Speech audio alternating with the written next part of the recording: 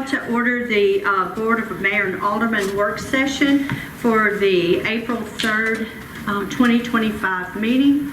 I have taken up the people that have signed in to speak, so we'll go ahead with this business here, and we'll start with the public comments. So this is a time when, if you're speaking for an outside agency, this is the time that you can represent. You have 3 minutes to speak, and just speak to the board of anything that you want them to know. We will not discuss or vote today on anything with the money and the budgets, but it's just a time for you to represent your agency. So with that, we will begin with Teresa Wynette. She has been with us before, and we welcome you back today. And she is first up. I'm actually Community Development Center. Sorry, Mayor. Pardon me? I'm Community Development Center. Oh, you said first up. I thought you said first step. Yes, the Community Development Center. Yes, ma'am. I am with the Community Development Center, and our agency provides approximately 10, well, not approximately, we provide 10 different programs and services within your community. I'm here today to talk about 2 of those, the children's programs, our Child Development Center and our Children's Center for Autism. The Child Development Center is an early intervention program. We go into the homes and work with families and caregivers of children with developmental delays and disabilities from the age of birth until age 5, till they enter kindergarten. The children have to be eligible by age 3, but once age 3, they may remain in our program until the age 5 when they transition into kindergarten. Our Children's Center for Autism has been open a year now. It opened January of 2024, so we're very excited to bring that to the Lincoln County, Fayetteville area. We've done some work on the building, got it in good shape, which is a county building. But we are in need for that program for some supplies. We serve children from diagnosis, which is about 18 months, again, until they enter kindergarten. Once they enter kindergarten, our staff will actually go into the classrooms, work with the teachers, whatever they need to help integrate that child into the classroom successfully. It is a clinical therapy program. Applied behavior analysis is the therapy that we provide. Children come 4 days a week. They're paired with a registered behavior technician who works specifically individually with that child. Now they switch up so they don't get used to just one person, but they are the one responsible for implementing their goals, for their daily activities, for interfacing with the families, making sure that they're carrying over things at home. The program is also overseen by a board certified behavior analyst, a BCBA. She's wonderful. She's helped us open. This is our 4th site. Our 3rd site. We've been very successful with our ABA therapy program here in Lincoln County. We're still not in the clear yet. It's a new program starting up, so we have a lot of needs in that area, and we're asking for funding to help support that.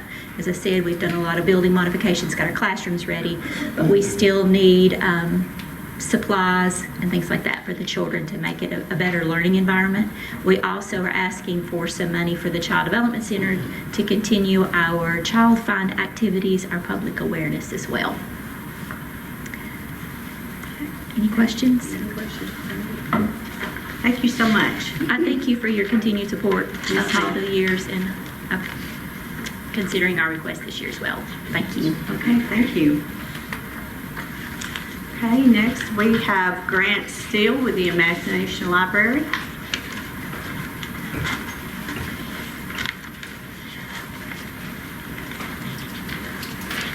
Grant, you will have 3 minutes. Thank you. Good morning, everybody, and thanks for listening to us this morning. Many of you are already familiar with our program, so I'm just going to hit a few of the highlights on what we do. And we do appreciate your past support. You've supported us generously in the past. Basically, we provide free books for every child that signs up for our program from birth to age 5. The child gets 1 book per month, and they can be signed up in the hospital at the time of their birth.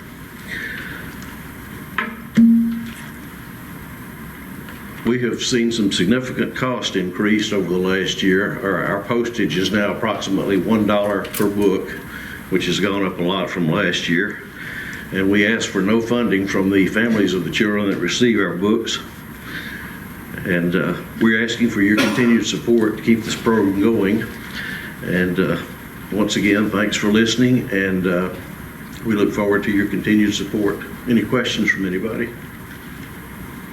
I do see that your request is $250 increase from $500 to $750. Is that like you stated for It's postage? primarily because all our costs have gone up across the board. Okay. All right. Thank you, sir. Thank you very much.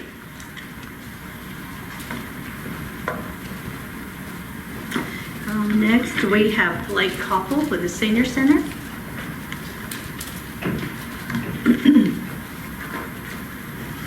Good morning.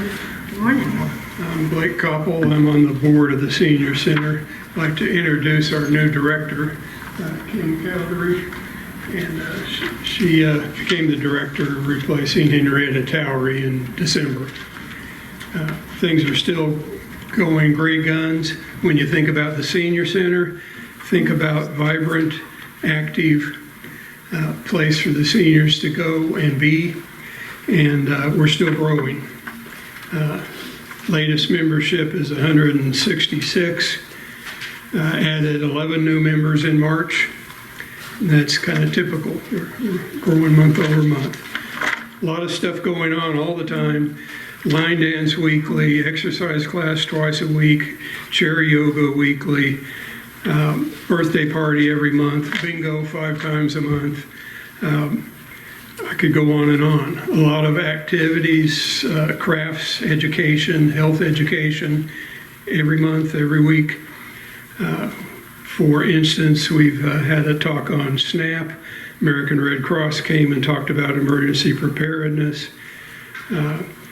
People have learned to make Easter bunnies and wreaths and bird feeders and stencil crafts in the last month. Occasional field trips.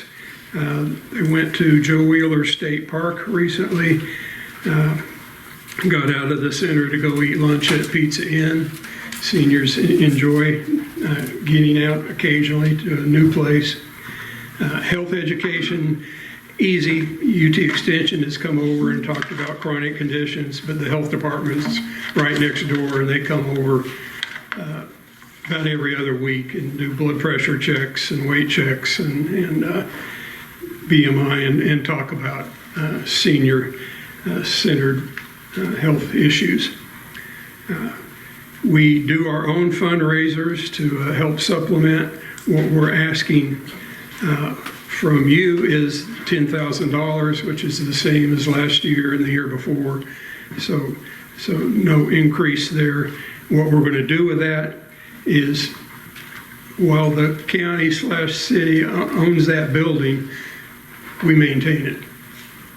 In the last year, we covered the breezeway, put in a ceiling, improved the lighting and electrical. We redid the parking lot and lined it. We put in handrails for safety of people getting into the building. We plan in the next year to do painting inside and out, and we're investigating refreshing our outdoor sign. We just did one hydrovac in the past year, and we got another one that is equally old and ready to go. We also use the money that you give us to add more activities. Some of them we'll buy the materials that the seniors are going to use while doing the craft. And we pay the operating expenses. We pay utilities and insurance on the building, and just to keep it running. Okay, Mr. Koppel, your 3 minutes is up, but would you touch quickly on the meals that you guys provide? I think that's very important to the community. Okay. The Senior Center doesn't actually provide the meals, but it's a cooperative thing with the South Central Human Resources. So they provide the meals as part of their senior nutrition program.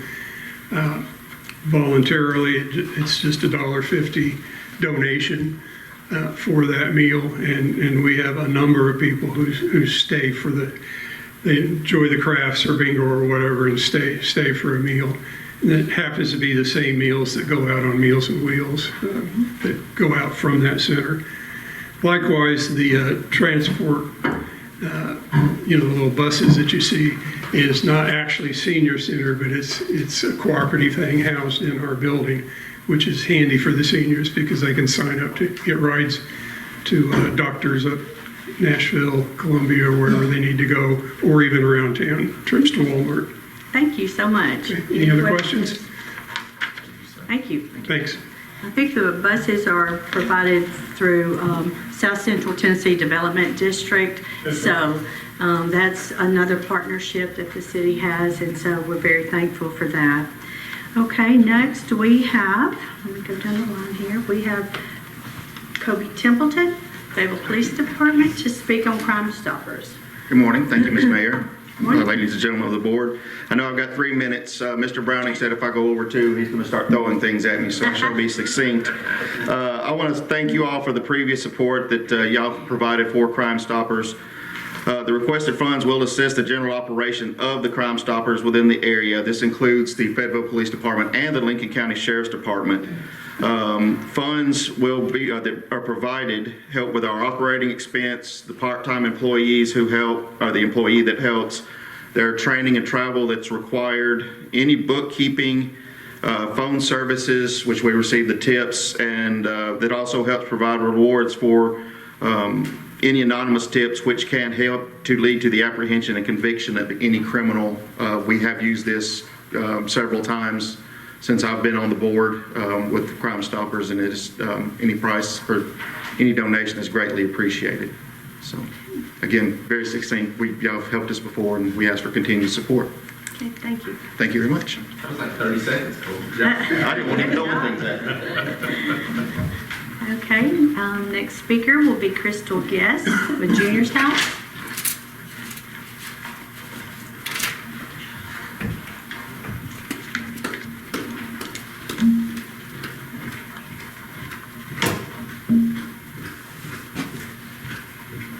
Good morning. How are y'all?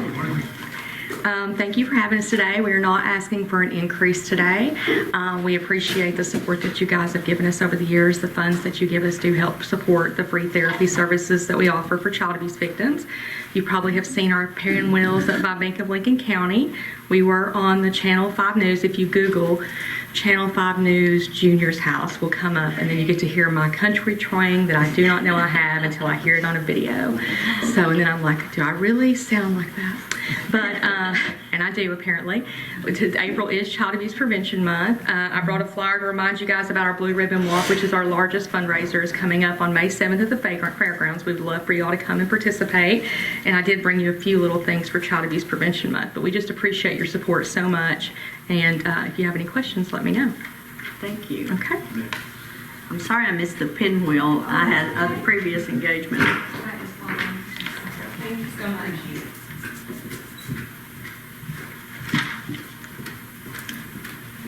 Okay, next we have signed up is Paul Rawson. He is the Director of South Central Human Resource Agency. Thank you, Madam Mayor. It's good to see so many friends here.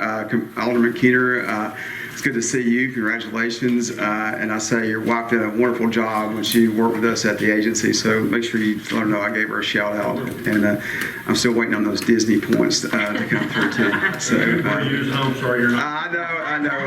I kept using about that time. Sorry, I'm using up my time here. We're only asking for a $3 increase this year, and the reason for that is we're actually in the statute for county governments and city governments. So if we ask for the 21 cents per capita, that gives us the max that the state will give us. And then I think we're asking for $650. It goes to program support, and that will go directly to the Meals on Wheels program that the senior center representative spoke of just a moment ago.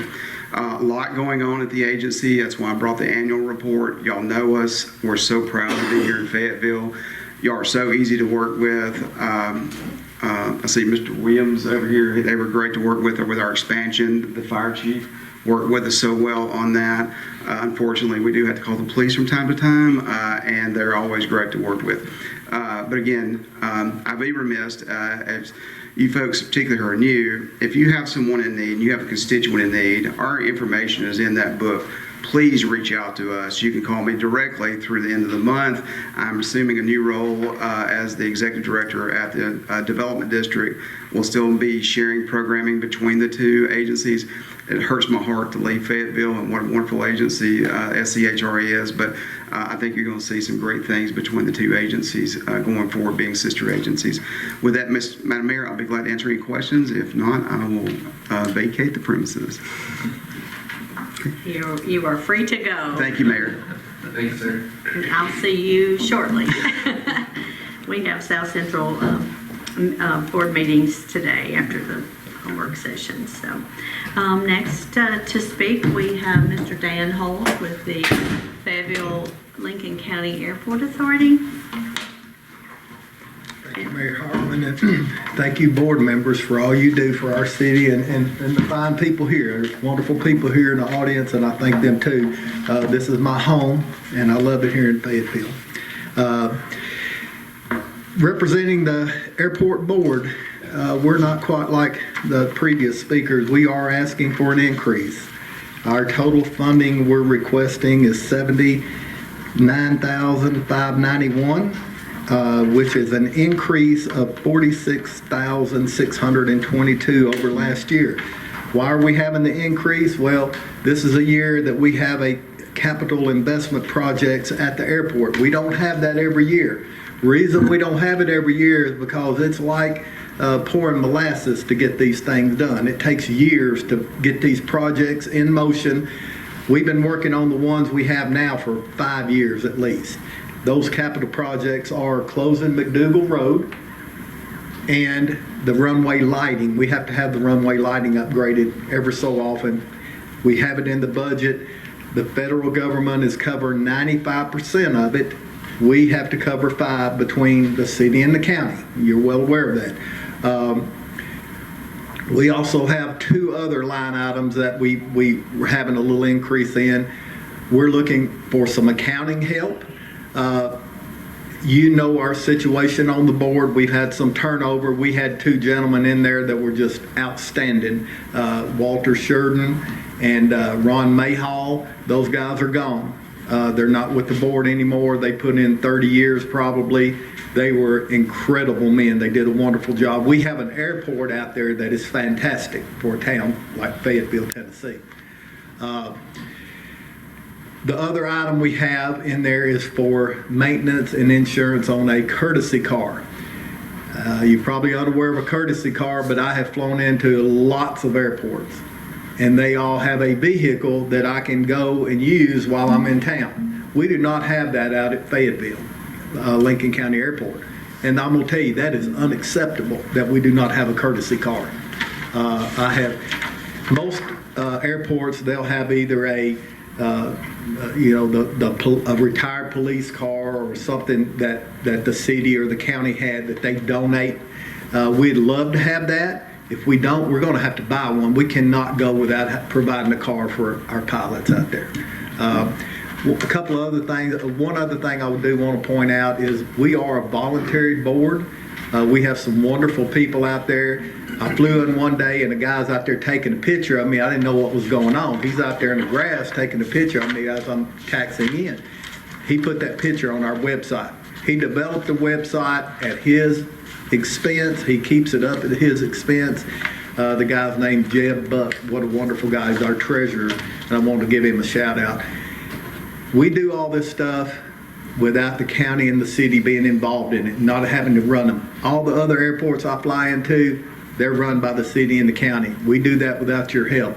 Mark Cobb, incredible guy, does a great job out there at that airport. We're very lucky to have him here. I know I probably went over 3 minutes, but I'm sorry, I'm a talker. Are there any questions or anything? No, I'll echo, coming off of that, I'll echo exactly what you said to the two previous guys, that I assumed a small period of time, those guys, a wealth of knowledge, and we're still trying to figure some of it out, I know. We might want to consider on the courtesy car, since we're looking at selling some vehicles, so that might be an option there. to help curtail some of that? Normally, when I fly in somewhere, there's 2 retired police cars Yeah. there. No, I'll vouch for you. Yeah. I spent a lot of time flying across the country in the Yeah. military, and we used the heck out of those cars. Anything else? Yeah. Mr. Excuse me. Sorry. No, you're fine. Do you have any statistics on like our daily usage of the airport, where people are flying in from? Like, what's the total usage that we're looking at? No, sir, I do not. I Okay. do not have that. Mark Cobb would probably have that. And the FAA, we file, most of the time we file a flight plan. I always do because it's safer to do that. Some people fly what they call VFR and they don't have to file a flight plan, and they may come in there 10 times a day practicing. But I do not have that information. Okay. There's a system that's going to be going into the airport that will track every landing, tail number, everything, and that will help with future years of funding, but it's not installed yet. Alderman Painter? Yeah, so you're talking about closing down McDougal. Now, there's an ambulance service down there now. Would that be just another route to get to that ambulance service, or would that ambulance service be done away with and moved somewhere else? As far as I know, the ambulance service will stay there, Okay. and they will only have access to the highway on the straight out from McDougal Road. And we have to close that. The FAA mandates us to do that. We have to have a certain clearance from the middle of the runway over. So we had to do it. And now when we have to have the funding for it. Yeah, and to echo that, because again, part of that is that the bids that came back and the cost of materials and things like that are astronomical. So, understand. I think if you'll see the budget, I think it was $117,000 or $18,000 for the design of the runway lighting. I mean, it's very expensive to get this done. Yeah. Just one more question, Yeah. Mr. Dan. If y'all was to get a vehicle, would y'all be maintaining that vehicle? Would that be something that the city would have to maintain, or would y'all take care of that? We put that in the budget. Y'all would? Okay. We did. That's all the questions I have. And our goal would be to be able to have 2. Most everywhere has 2, but Okay. we'd take 1 right now. So I will let the board know, especially for the newer aldermen, that the airport authority has been very good stewards, like a lot of others, with the money that is given. So, we thank the agencies that take this money and do a great job because of the larger amount that you guys are requesting. Y'all are very good. You do not ask unless it is absolutely required by FAA. Some expense that has been brought down to you guys. So just to let these aldermen know that. So thank you for coming today. thank you very much. See you, brother. Okay, and last but not least, we have Jeff Alder to speak on the IDB board. That's the Industrial Development Board. I just want to let everybody know what's going on with that. Of course, the industrial board is bringing in new industry for us every day and taking care of our existing industry as well. Their request this year is for the same as last year, which is 102,500 from the city and the county. So no increase there. They're working hard every day. Appreciate their efforts, and just want to let everybody know what they're looking for this year. Thank you, Jeff. Did I miss anyone in the audience? Okay, if not, we will continue on with our agenda. There's approval for the minutes. This is for the March 6th work session. Were there any that's provided to you on your iPad? And I'll let anyone that needs to leave and go back, you're welcome to go. Madam Mayor, I was not able to make the work session that day, but I did watch the video.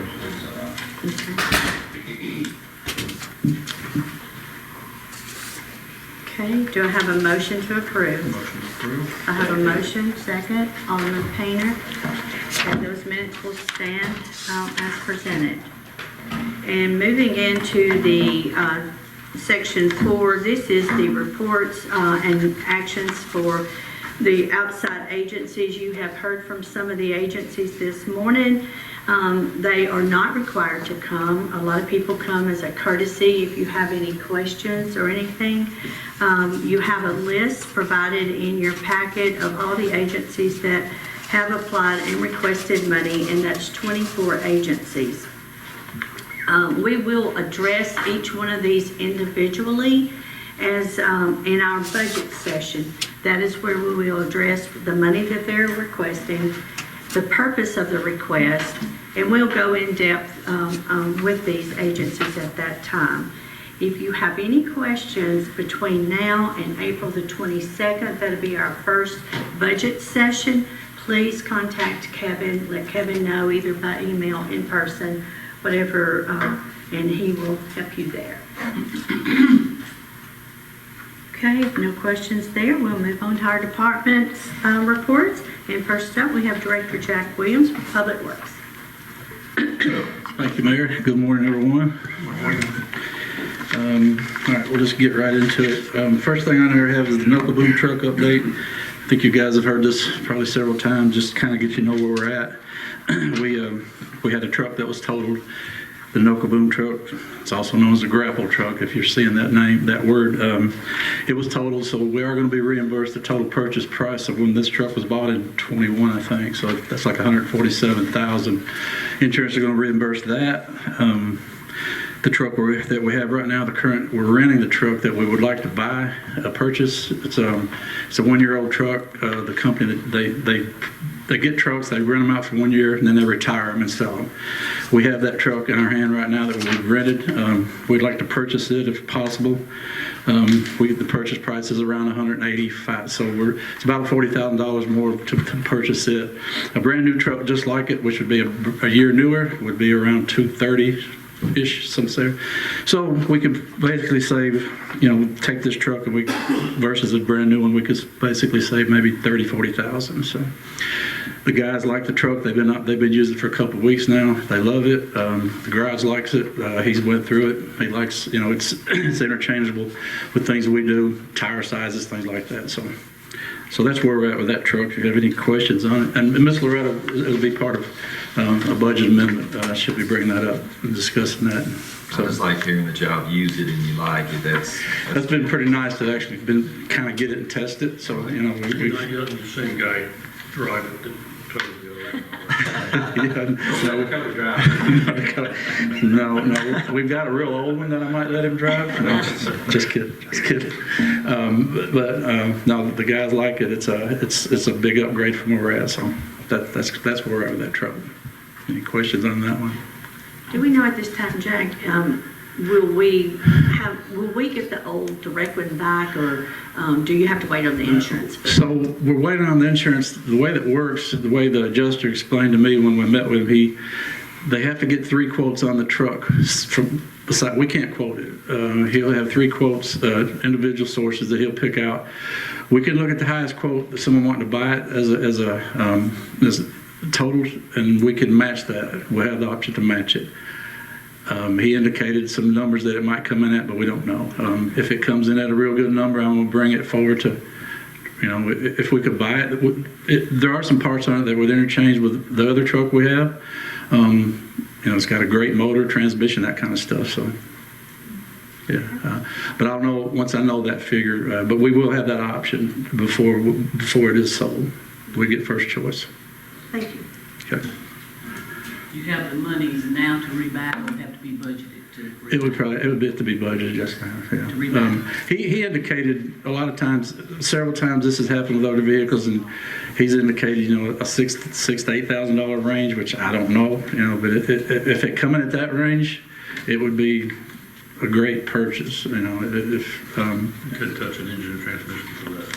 Right, the transmission itself is worth $4,000 or $5,000, and there are some other parts as far as the crane, the grapple part that so we'll look at that when it gets here.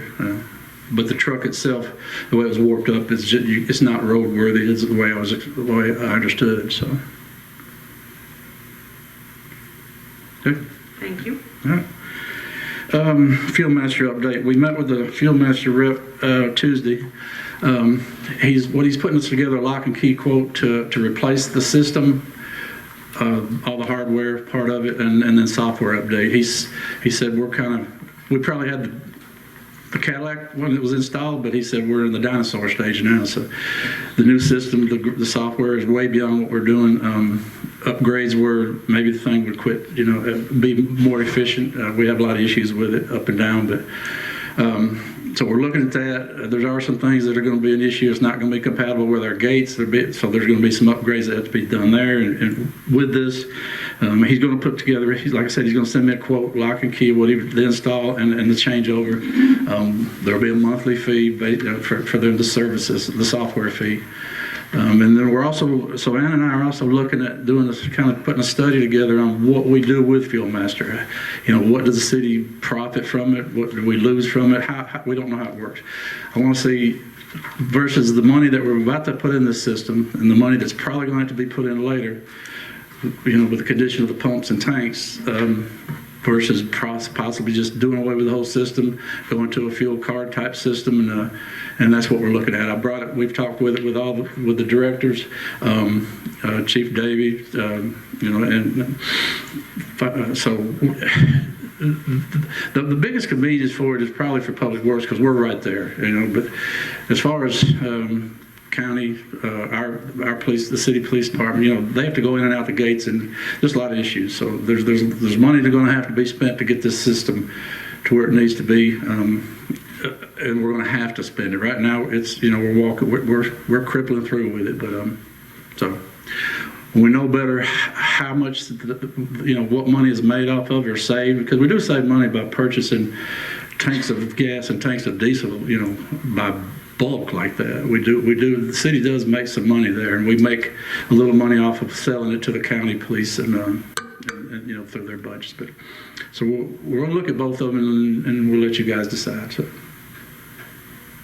If we go to that system, Jack, I'm talking about the credit card system, a fuel system like that, would then the other agencies that buy from us now, they will have to obtain. Right, they'll be on their own. We'll just, yeah. And you know, if we do this, we wouldn't just say, okay, tomorrow morning you better go find you some fuel. You know, we would phase it out. It's not to the system's not at the point where it's ready to shut it down, but we would phase it out and give everybody a heads up, and you know, and then it's kind of every man for themselves. But the city itself would be the ones I've talked to as far as fuel card. They have a great data keep. You know, they keep our reports for us. Of course, each department would have to relook at their fuel budget because it probably would be a little more cost per gallon to go out here with a fuel card than what we can. You know, because we do save some money by furnishing the fuel here ourselves.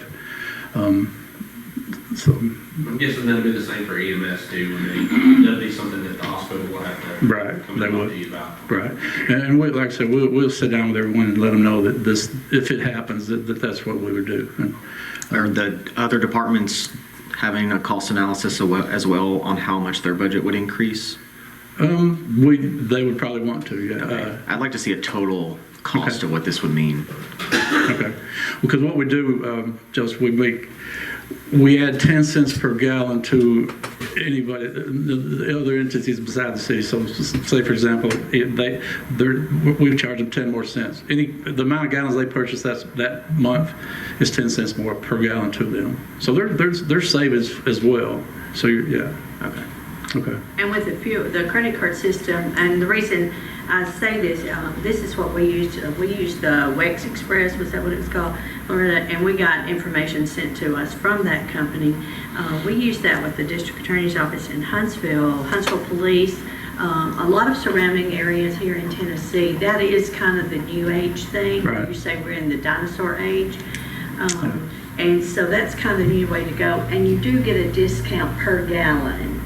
Now, it might not be at the cost that theirs is, but you will get a discount rather than if it was just Donna Hartman going out there buying gas. And they provide you your bill every month, has each driver. It has the regular price of the gasoline. It has the discounted price of the gasoline. So all of that is provided to you, so you know which department, you know, is using what. And so it's very easy to maintain. And if we have to go in at some point, we don't know how old these tanks in the ground are. So if we had to replace those, that's things that we have to think about too. That's the concern. If we have to change out pumping Yeah, 'cause and you- switches and stuff like that. Yeah. Software is no longer compatible we have to change out the tank as well. Right. And then you get into very large Yeah, costs. if the day comes where we have to replace the pumps, because it's, I don't know if you guys are familiar, how many, it's the old digital roller, I don't even know how to communicate. Not digital, Rolodex, whatever you want to call it. I don't, it's from the 60s, I think, but I don't know how it communicates actually with the field map. It interprets, but it does. And the new system could still communicate with those old pumps. But when they go down, the way I was explained, the new pumps, any pump that would meet, your federal code, or gas code would be, the tanks we have won't work with these pumps. There's something to do with pressures and things. So we would have to replace not only the pumps, but then we'd have to replace the tanks. And then you're talking probably $200,000 to $300,000 there. Just some basic stuff, some things that I found roughly. Now, that's not a scare tactic. These things, they're from the 60s. It's a basic motor with a belt that we replace the belt every now and then. It just keeps pumping, but they could last another 60 years. I'm not doing a scare tactic, but they could go out tomorrow. I don't know. So. Take into consideration any environmental issues that we may have. Yes, the environmental, and they're not. And we were just inspected. The tanks and pumps were just inspected. We passed. They said we need to clean out. There's some screens that we need to keep a better job of cleaning out, and we cleaned them. But besides that, they passed where we're at. We're still compliant where we are. They're not crazy about them, but they are compliant. So we're still good with what we have. So I don't want to mislead you in thinking, oh my gosh, we better get rid of this. It's it's not. We're not at that point. It's not that. But there are some issues to think about, some money to be spent. Okay. All right. The city paving, Debbie's been working really hard on this one, and we got to shout out to Tim Gill as well. They do a blanket bid with the county on their paving. So this is very in the very early stages. What I brought this morning, we put together, this verbiage is very in preliminary stages. This is something that we'll get Johnny Hill had to look at for us, and get some other eyes on it that can give us some some input. But this is kind of where we're going with it. We want to have this blanket bid I've talked to you before about because there's so much paving to be done.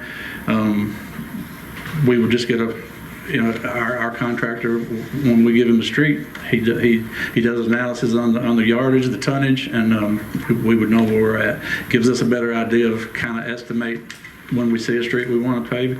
We can kind of look at it and say, based on our blanket bid, we know what we're kind of looking at. One of the clauses in there that we have that we like is, I've talked to you guys about, is the 2-year renewable part. Because if we like him, he's doing a good job, we stay with him because, like I said, this is a long-term, long-haul project to be done, a lot of work to be done. But that's very preliminary. I just wanted you guys to kind of let you know that where we're at with it. And once we can, and those dates, I think there were some bid openings. Those are just, don't pay attention to those because that's not, we're just throwing in some numbers. But any questions on any of that? We're just a very preliminary stage. Of course, in the end, we'll have to have John's blessing on it to make sure everything's legal and all that stuff. But we should have that together next time we get together. Okay. All right.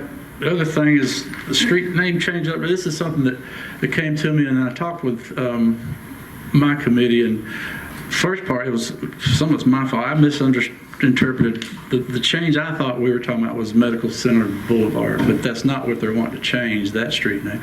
The request was to rename the street where you enter on the other side of the hospital that goes back to the hospital there, and Jacob knows a little bit of the history of this too.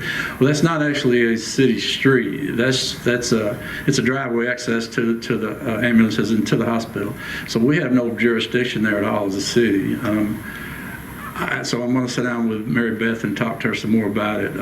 But they're wanting to rename this in honor of a certain someone, and I think it's a great thing. But it's really nothing we have jurisdiction over. This is the hospital owns this property. It's their access point. So,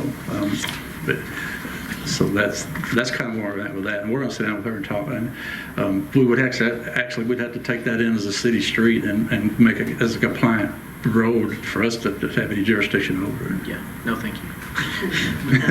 So if you guys like to annex that street, okay. But, so that's where I'm at. I just wanted to give you an update because we did have that discussion. But when we're on that point, I do think it's something that we need to look at, street naming. There's really no set guidelines that we have for the city. We've had this discussion the other day. We had an open discussion. Ms. Dorothy was there as well. I can't find any guidelines that actually says what's the guidelines for renaming a street. Really, I can't find anything that actually says for naming a street. But I think we need to set up something, give us some guidelines and set a precedent. And because if you set a precedent, if you do it here, you better be ready for all around. So it's something we'll start working on. I'd like to work on and set some guidelines. And so we'll be open to any kind of input for that. It's something you got to be very careful with. Yeah, I think it was a couple years ago when there was a street name that was proposed, and I don't think, Right. I think it got turned down just because there wasn't procedure. Yeah. But is there not state rules that? There probably are, Joseph. There are some, and then we can follow along with that. And then I think our own as a city, I think we need to address too. One that was turned out, I think they were wanting to rename the street. It may have some historical, but John knows a little bit of that history too. I think it was an historical part of that street. Yeah, we don't have to go into it. Wouldn't reference it. So we just have to be real careful about how we go with that. And I think if we had some guidelines to rule us, we could say, well, we can fall back on that. Right now, we're just kind of shooting from the hip on this renaming. So I don't. Is that something that MTAS could research for us? They did. And that would be... Alderman mentioned 2 years ago, we did go through a process with MTS, and they did give us some guidelines that other cities were using.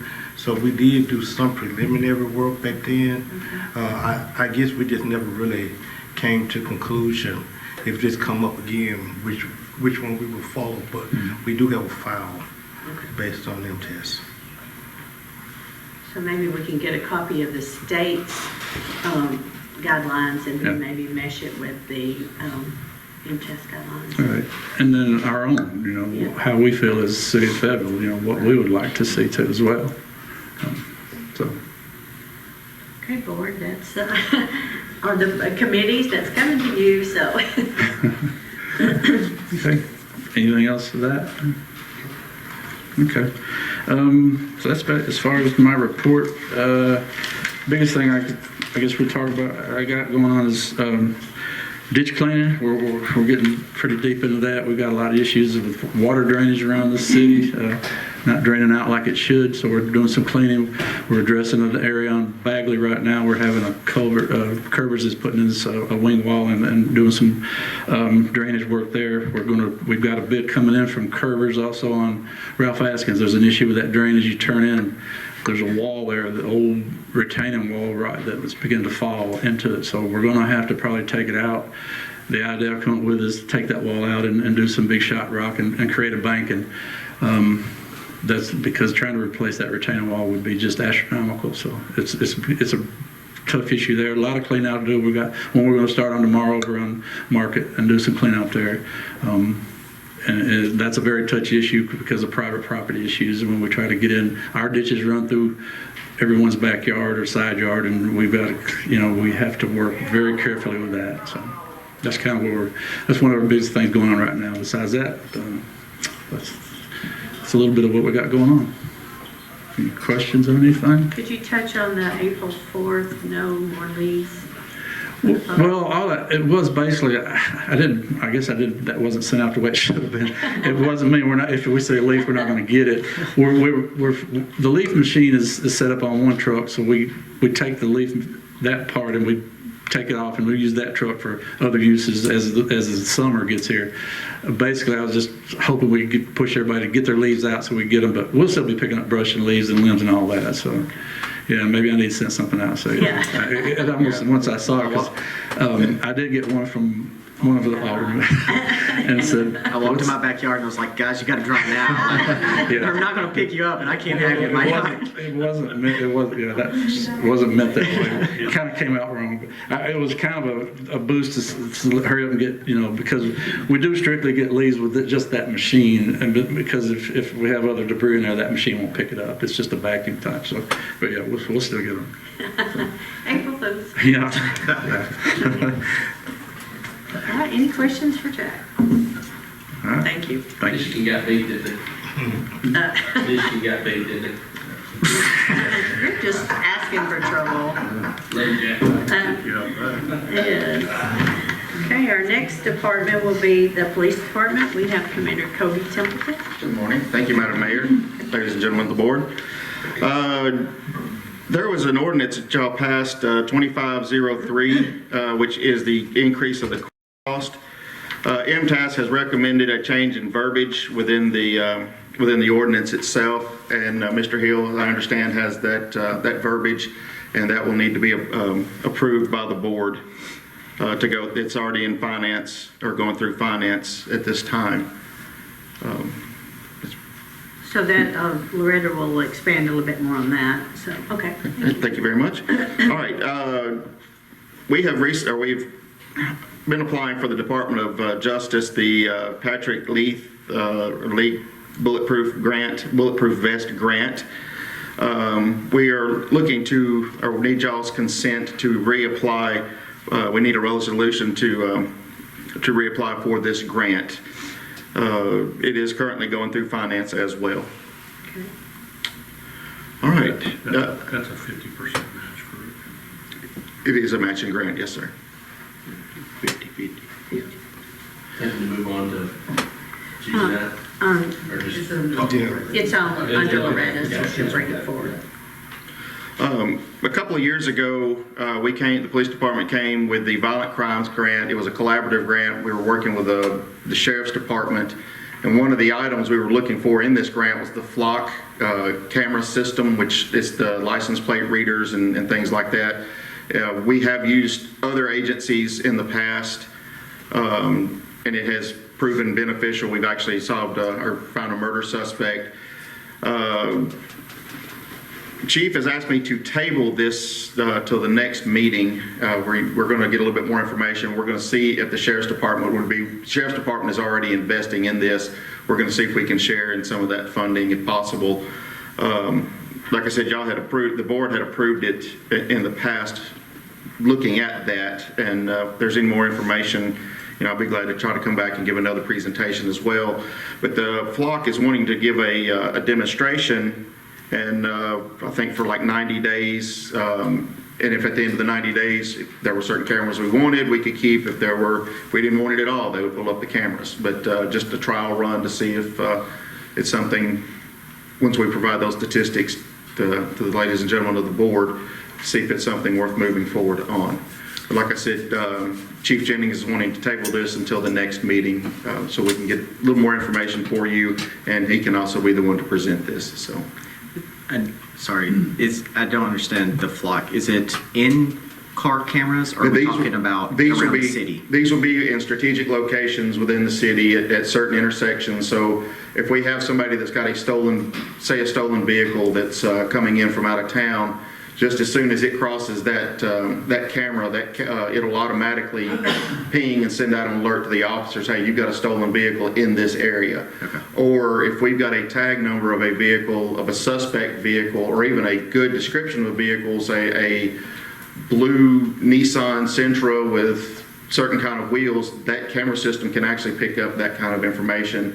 And that vehicle was seen in this location, or it'll ding us and let us know, hey, okay, this is what we're looking for. So it's not. Sorry. It's not speed. No, sir. Okay. Does that tie in with the Amber Alert system? Yes, I believe it is. Yes. Actually, that was one of the things in the demo when I went to Shelbyville. He's saying yes. When I went to Shelbyville, they did say it's tied in with the Amber and the Silver Alert system. So, and whenever they come, they're going to want to come give a presentation to the board as well.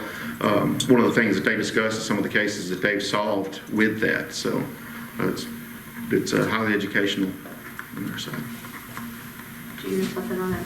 I was just gonna tell Mike, it also, if the case don't meet the criteria to go to Amber Alert or Silver Alert, they can still put that information in that system and it'll alert us if that car goes through any. And we can also partner with other jurisdictions around us. There's several that's already got these in place. They're trying to go nationwide, and the one murder case that we had, we were able to track them down through to Atlanta, back up through Chattanooga, and ultimately into Nashville, where we picked up Nashville picked up the murder suspect and brought him back to justice. So, Sounds good. like I said, we're looking to table that till next month. Okay, so we will move that to next month. And just your update, do you have any updates? Yes, ma'am. We have 2 certified officers who are about to complete their field training officer program, so we'll have them out on the street. We are more or less up to full staff. However, we do have a total of 3 officers that are awaiting to go. I'm sorry, it's going to be 4 officers that are going to have to go back to go to the academy. Unfortunately, we had one that was kind of minor injury at the academy over the weekend, and she was sent home. But we're getting her through, and we'll send her back to the academy. We've got 2 that we're looking to send of that group. 2 will go in July to Nashville, and then 2 in August to Blount County. So we're getting them in just as quick as we can. Unfortunately, it's standing room only to get into the academy. So, and that is the update. Are there any questions? Okay, any questions? Thank you all very much. A quick question, Jack Williams, are you full staff? Where are you on staffing? I should have asked that earlier, I'm sorry. Okay. We have openings for probably 1 or 2 that we could get, but we're pretty much good with what we got. Okay. The guys are doing everything we need to get done, and so, yeah, I don't see needing anyone at this point right now, so if we don't lose anyone before tomorrow, but yeah, right now we're good. Yeah. I think that's good in all of our departments. The retainage has increased and Yeah, saved the city money. So I told you guys, there was a rumor that Public Works was a pretty good place to work. That's what I heard. Just a rumor. Okay, thank you. Okay. Next, we'll have from the fire department, Chief Bergman. Thank you, Mayor. Good morning. Good morning. I don't have anything that needs to go on to action month. All it is my report this month. I'll start off with the fire crews are continuing doing their hydrant testing.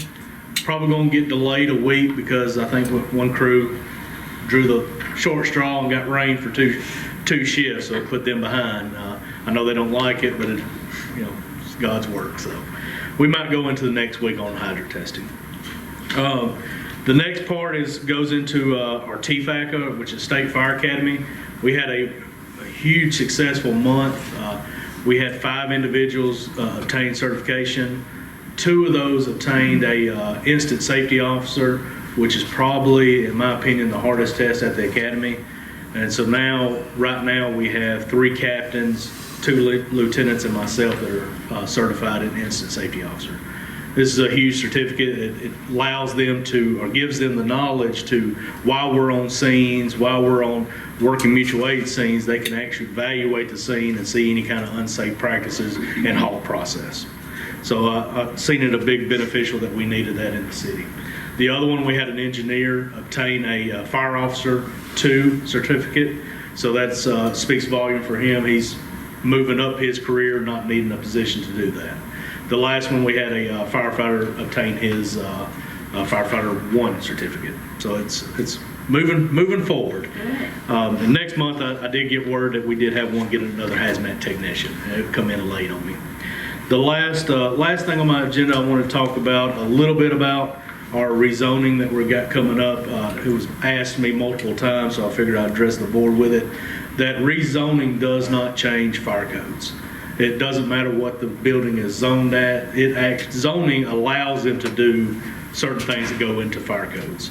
So I just wanted to let you know that no matter what the zoning is, that we still have the same fire codes. I've worked real hard with I invited him here today, but I guess something popped up with him on his busy schedule that he has. But we've worked very close together on multiple projects, and the project that's coming up for rezoning is no different. We've worked well together on that as well, and I've got some reports on it, and everything looks pretty good in that building. So, of course, they're going to have to, do some remodeling and some changing and some updating to achieve what they're requesting, but it's doable, very doable. So David, just real quick, just for people like me that don't understand a lot of that, so when you say you rezone something that is considered residential, the fire code does not change for that residential area, even if it's commercial, it doesn't change Does not. at all. No. We have the same fire codes for every building, it's just different occupancies, changes fire codes. And that's the part that's hard to explain the most, because if a building had a certain business in it and then another one wants to come in it, but it has a different occupancy, it changes the fire code. Right. Because it might be fire load, it might be the people in it, it's a lot of variables go into that. Okay. So you might have to have more exits than you normally did if you had just a regular business. And that is my report. Thank you, Chief. Okay, now we have Parks and Recs Department, Director Nathan Browning. Good morning. Good morning. First, we have our intent to apply for the Blue Cross Healthy Place Program grant. This was applied for a couple of years ago. Unfortunately, did not receive it. Commander Templeton, I know, worked on this during the transition before I became director. So we're going to give it another shot. It doesn't come open until August. However, if we could go ahead and get that, if we get it approved, we can go ahead and start working on data and try to get ahead of the game before August gets here. So, secondly, the sale of the 2004 Nissan Xterra to go on Gov Deals. I'll be honest with you, I've never seen this vehicle. I've heard about it. I actually think it's a lie.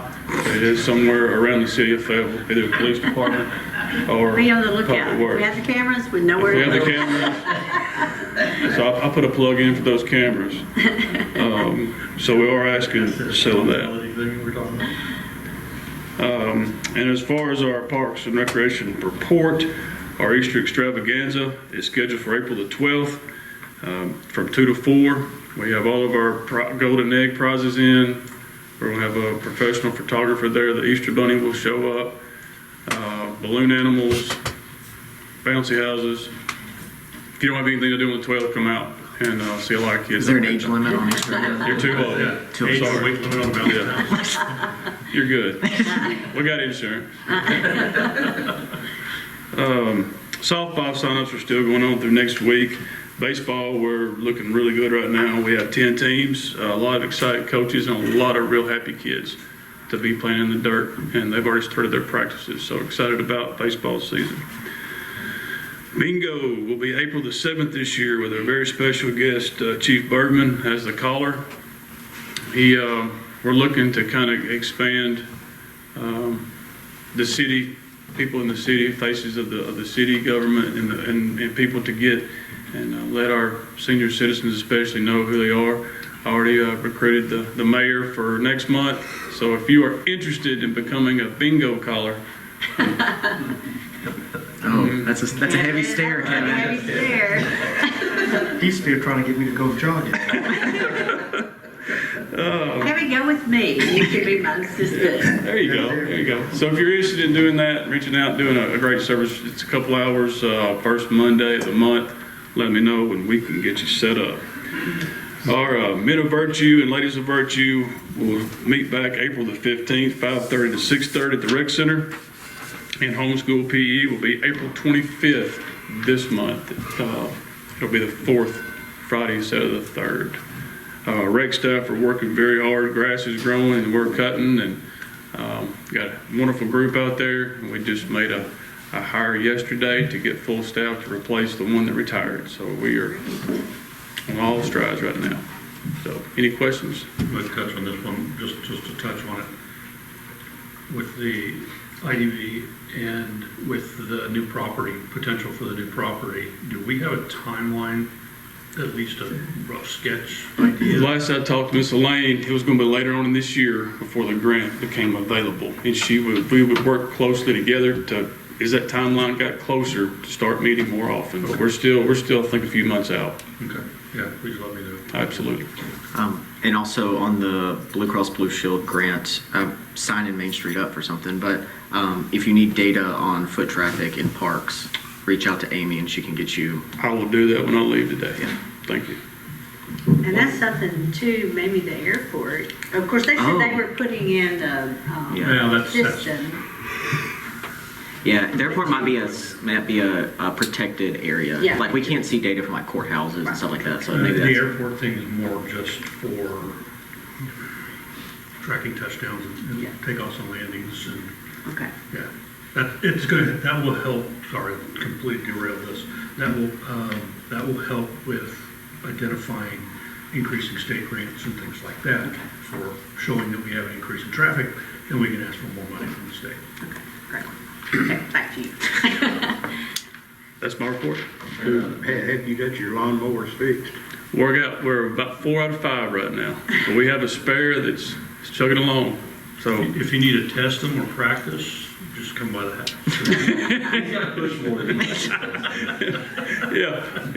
But on Nathan, I wanted to say something. I don't know if there's, being a member of the Parks and Recreation Committee, I had a gentleman approach me, and he was an older gentleman. I wasn't rude to him at all, but he kept, and I don't know if he is educated on what Parks and Rec has been doing since the past.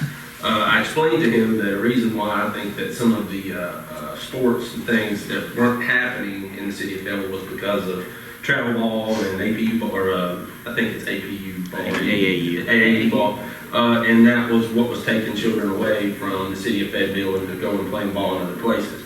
And he was very upset, and but I didn't get upset much, but I did step out and defend you and say, if you got a problem, you need to call Nathan Browning. So I just wondered, did you get a phone call? Because I know for a fact that there's been at least a couple of people that have signed up to play baseball, Little League, and T-ball, and softball sign-ups.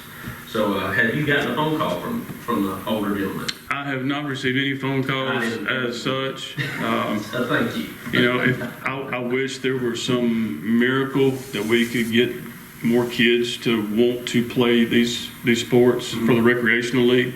And I'm all about, I'm all about kids playing, whatever it is. Right. And the rec department, the rec league is designed for those kids who may not want to travel to Florida to play or travel. I mean, I wish them all the best. Anybody who wants to play anywhere, that's fine. But we have our select, I guess, clientele that want to play for fun, to learn the game, to find out if they want to play or not. Travel ball's expensive. Travel ball is very expensive.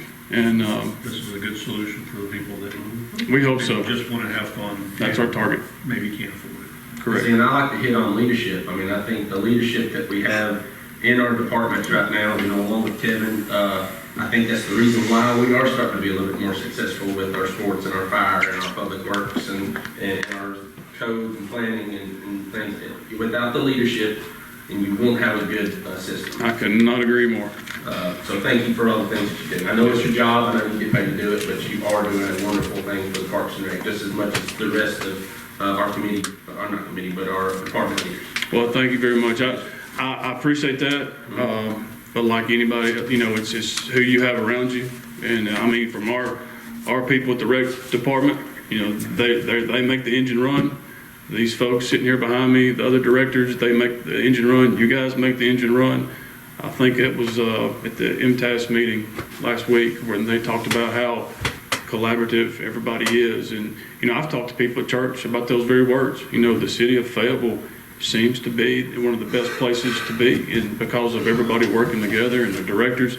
I called Jack, hey, can we borrow this? Absolutely. Or call Davey, can you come do that? Yeah, absolutely. So we're very fortunate to be part of it. So, thank you. Nathan, will you, go ahead. I just wanted to say one thing to Jacob's thing. I've heard some of the same stuff, but if they would come out to the play days that you've had for baseball and softball, there's been good turnout.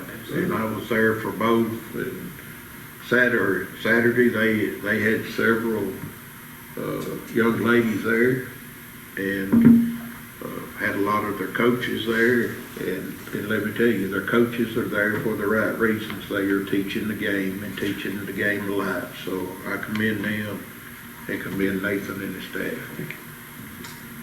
Good on you, mate.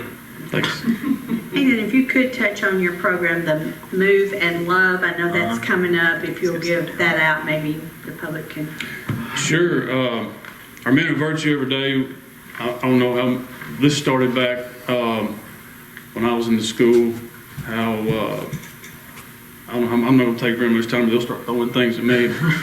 The Men of Virtue was designed for young men to learn how to treat young women, not only from a young age, but as they get older. And we go through different aspects and how to do this and how to, as far as walking on the right side of the sidewalk, on the street side, opening car doors for ladies. And, we do that. And that turned into questions of, well, how do you change a tire? Or how do you check oil in a car? And a lot of things that guys don't know how to do, tying a tie, how to shake a hand, how to keep eye contact. So all these different things for young men that they need to know. And so we've kind of transferred that over into the city from the school. I tried so hard to find a ladies class to mirror it as well, and was hoping and praying for that solution. And the good Lord answered and brought a teacher that I worked with at South Lincoln for many years, who's a great role model to young ladies, and she started the Ladies of Virtue every day.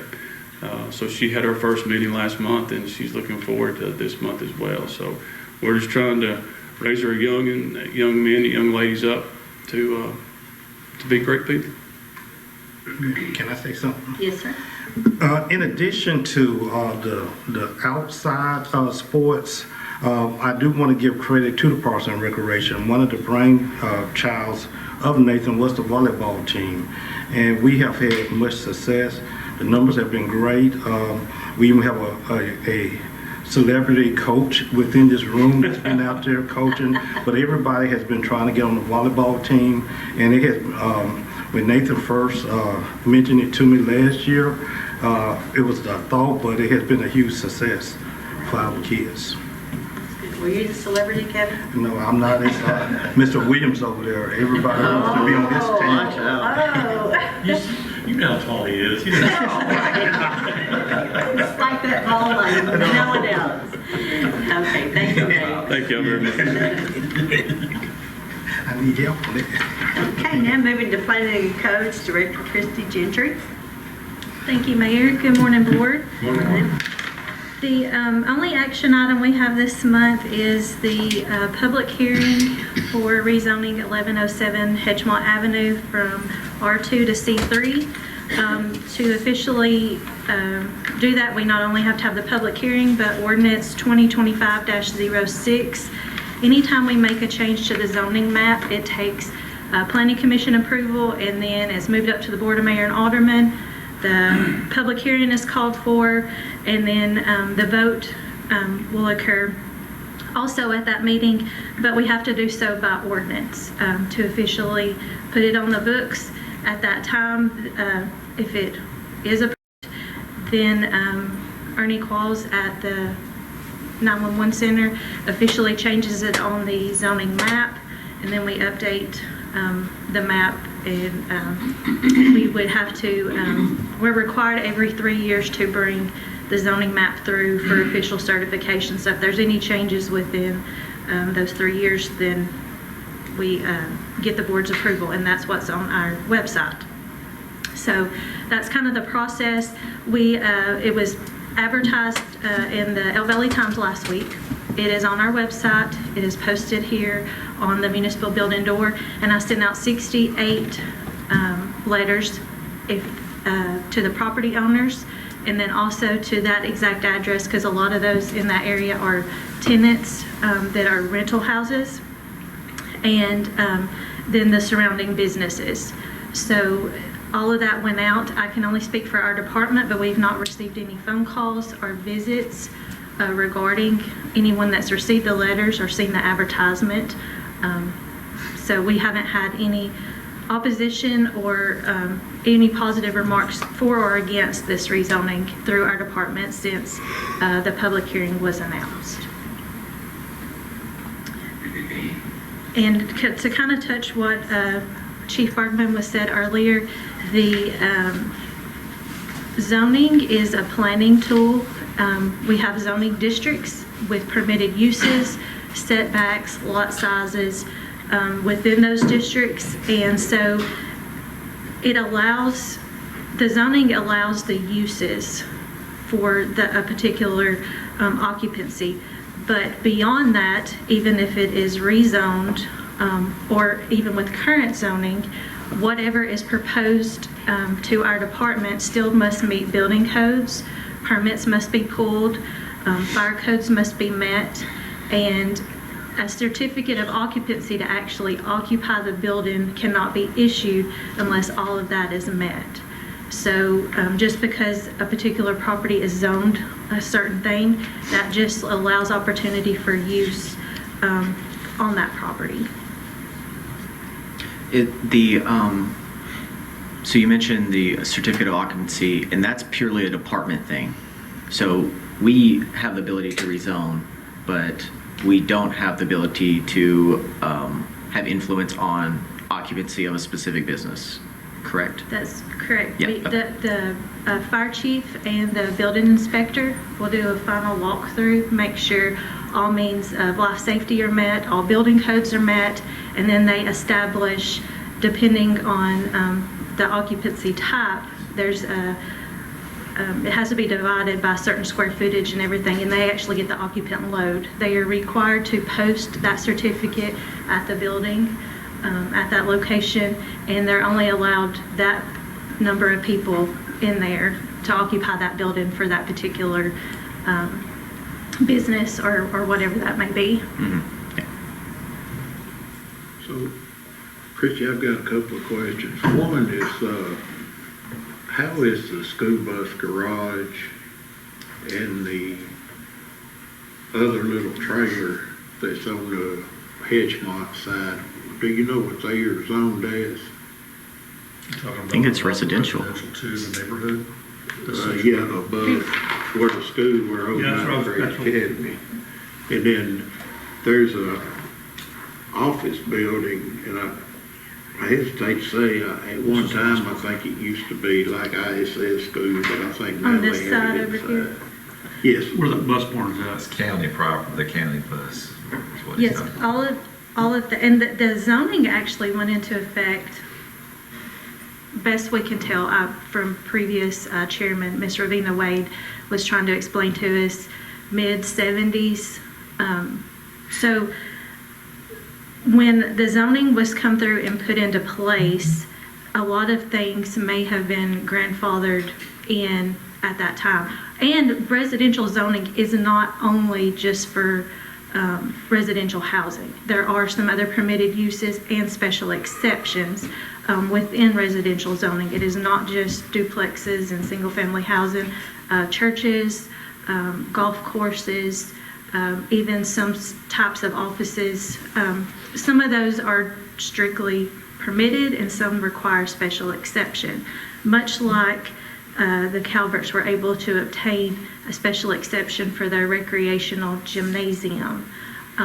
They're wanting to go beyond the scope of that special exception is one reason, or the main reason they're seeking the rezoning. But that particular property up there is already all zoned R2 and has been since that zoning was put into place all those years ago.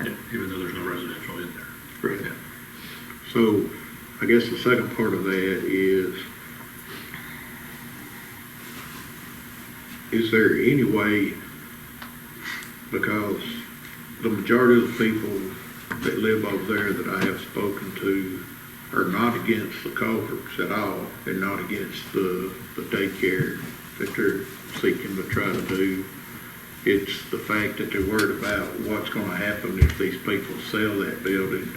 So if they sell, I guess my question is, if they were to sell, would those people be required to come back before you, before they could put a business in there? They, at that point, the C3 zoning would stay with the building. It's not with who seeks the rezoning. They would not have to come as far as for any kind of zoning, but they would have to meet fire and building codes. But if it is a permitted use in the C3 district, they do not have to do this extra step with the zoning. It would just be pulling necessary permits to meet whatever requirements for that particular use is, and then be issued the certificate of occupancy. So is there a difference between C2 and C3, and could you just briefly speak on this? It's very minimal. Most of it deals with lot size, setbacks. It has very similar permitted uses within each of those districts, but this particular one would not be permitted to be C2 because that would be considered spot zoning. It has to be adjacent to and relative to the zoning in that location. So we couldn't just plop down an R in the middle of a C district or vice versa. So there was just, the whole thing comes down to, and I know where you're talking, the whole thing comes down to fear mongering of what was originally somebody wanted to do years ago of a rehab. Let's talk about it.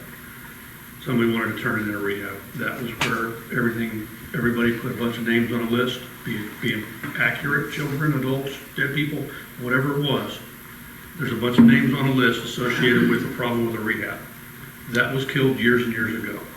So that is still what comes up was, well, what if they want to sell it and it becomes a rehab? That's none of our business, first of all.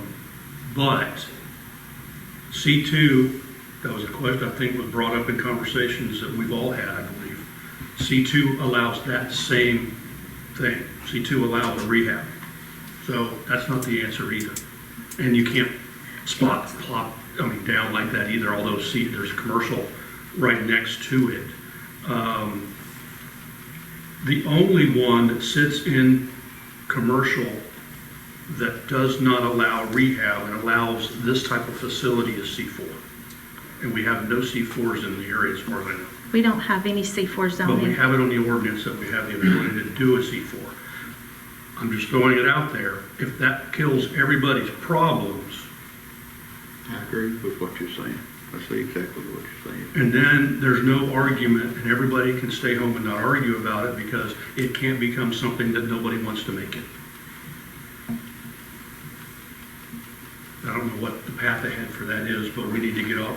We need to quit messing around and do something. Because we're trying to bring something into the community that takes care of and gives families the opportunity to put children in a daycare. Because we don't have that. And also that's a major tool in recruiting industry is child care. So, I mean, I agree wholeheartedly. And Chrissy, I have sorry, I didn't mean, and I just have a question. Let Jeff finish it. All I was going to say is, I'm not against the daycare at all, and like I said, most of these other people are, but they are also my constituents too, so I owe it to them to try to research every possible avenue. Yes, sir. And so, again, and hitting off on everyone here,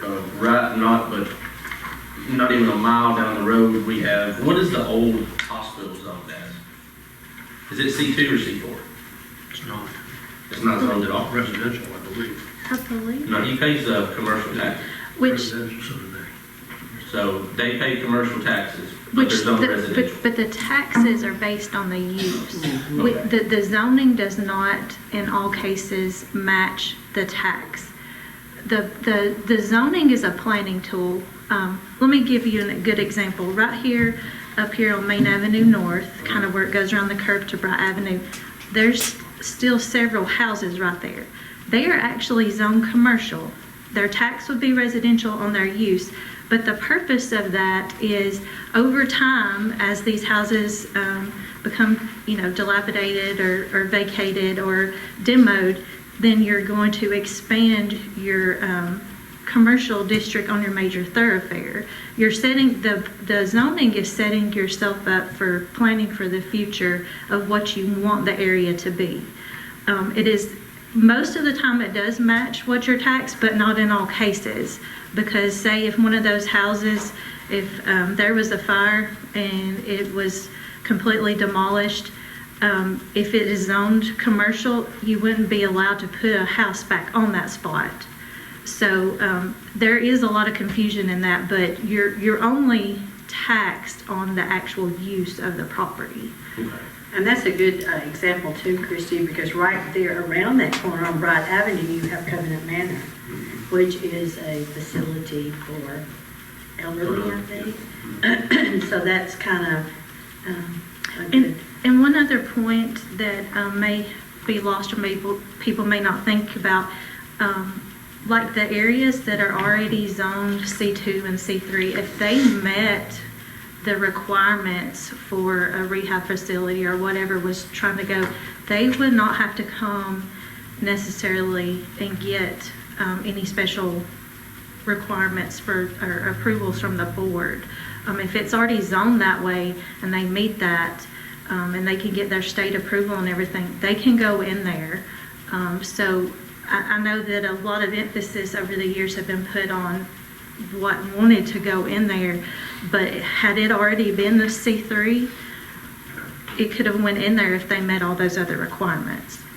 But I think that's the problem. The community at one point came out big and did not want that big and that. And I don't think anybody's against the daycare. I'm not against the daycare, but it's if those folks that live there, which I think it'll all be shown in the meeting, if people don't come, that's what's going to make my decision for me. If that community says I'm not for this, I'm worried that it could be sold and anything can go in there after, I'm going to listen to them. But it's I want to see who shows up at that public meeting. So, I know the other day in the committee meetings, I believe it was brought up about going back and re-looking at the zoning and redoing because it hadn't been done. Mm-hmm. So if you go back in and you make your changes and just say, for instance, something affected that where we changed, something affected that property there, as long as those people are there, it would be C3. That would just be going forward. That, Right. Yeah. So in other words, if it was C3 now, but they sold it and the city had changed and they didn't fall in C3, would it go back to the new, under the new zoning? And I wouldn't be proposing making any changes to any zoning of the properties. My proposal is updating the permitted uses, which it would not affect this, but if the board, because that would go through the planning commission and the board of mayor and aldermen, but say you didn't want rehabilitation centers, I'm just using that for example, in C2 and C3, you could take out that permitted use. And that's one of the major things that needs updating, but that would just be for future. Anything that's already in place would not be affected. Yes, sir. It's Yes, like sir. adding primary, secondary, and high schools into commercial because they aren't currently, but they exist there. And I know there's probably some kind of written exception written somewhere, but it currently doesn't show in the ordinance, and I don't know. And the other thing is, in actuality, in R3, one of the special exceptions does allow a rehabilitation center in R3. That's how they were allowed to use those apartments on William D. Jones for that. So good point. That's a good point that the community should know, is that an R3 right now, in the middle of a neighborhood, could be a rehab. So, I mean, how are we gonna tell people right here no, we're not, we get it, but really, if they just rezoned to R3, they could still be a rehab. And that they went through the Board of Zoning Appeals, and then they came to the Planning Commission, but that was in R3, that wasn't even in commercial, so I wanted to make people aware of that as well.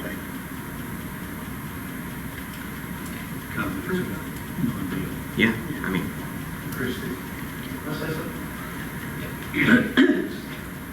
Something to think about for you guys, through the property maintenance part, this building, the way it sits now, is very limited on what they can do with this thing. So you're almost, if we don't help do something there, they're going to be so limited, you're probably going to have to abandon the building. So then you're looking at Lincoln County Hospital and Craft Building Part 3. You know, you have a controlled rehab center, possibly, who knows, but otherwise you have an abandoned building that who knows what's going to go on in there. And there's no way they can maintain this building with the uses they have right now. So I'm really having a problem with the level of abandoned buildings. I mean, every time you drive into town, you look up on the hill and there's that hospital. And that's our biggest concern is, as far as property maintenance, if this thing would be abandoned, which probably, with the uses they have, there's no way they can maintain the utilities without some more help there. What they're limited to, they can't. So we just, we don't want Lincoln County Hospital Part 2. Christy, another question about, so say that they rezone this to C3, they then get a survey and subdivide this large grass lot. Can they go back to R2 at that point? Can you go back in zoning? You would have to come back through the process. Yeah, but it's possible. It's not like a fence. You can go past it, but you can come down. You would have to come, yes. Okay. And one of the things that they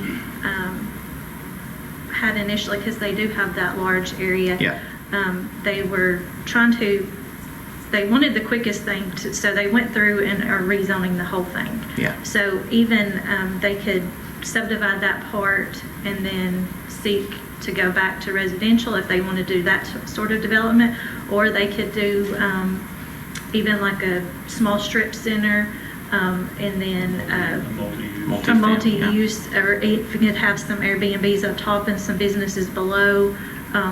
It would open opportunities, endless opportunities for this property.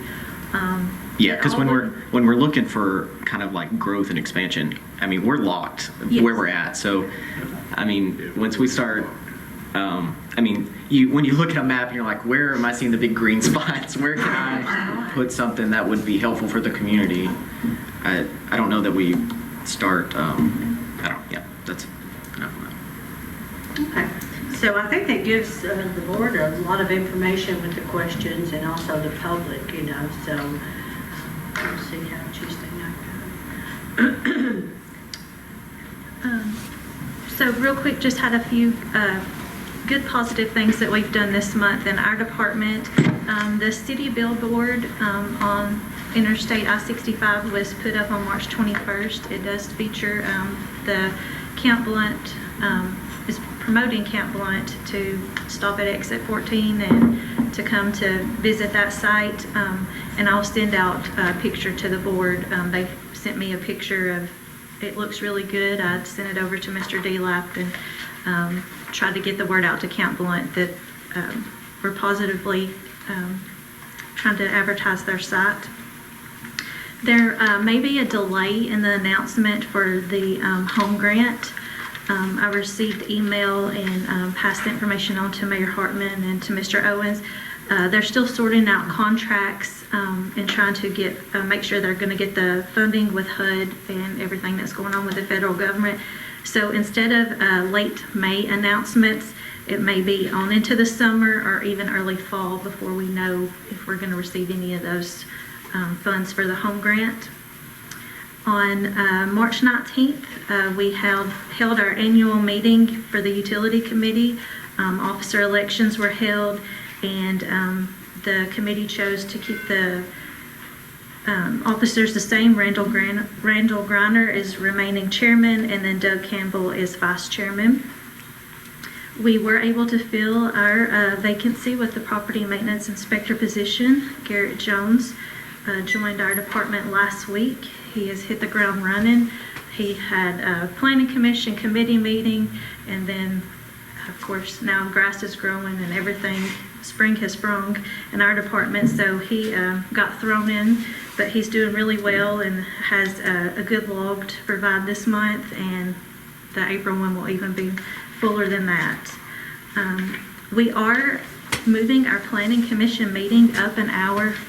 It's going to be the same day on April 22nd, but we're moving it from 5 p.m. to 4 p.m. To accommodate your budget work session that begins at 5. So our commission voted and everybody can make that.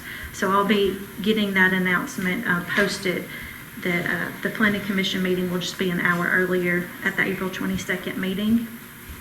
We held our annual ADA meeting earlier with our internal committee here, and the main purpose was to get a plan together to propose for next year's budget that Mr. Owens can take through the budget process.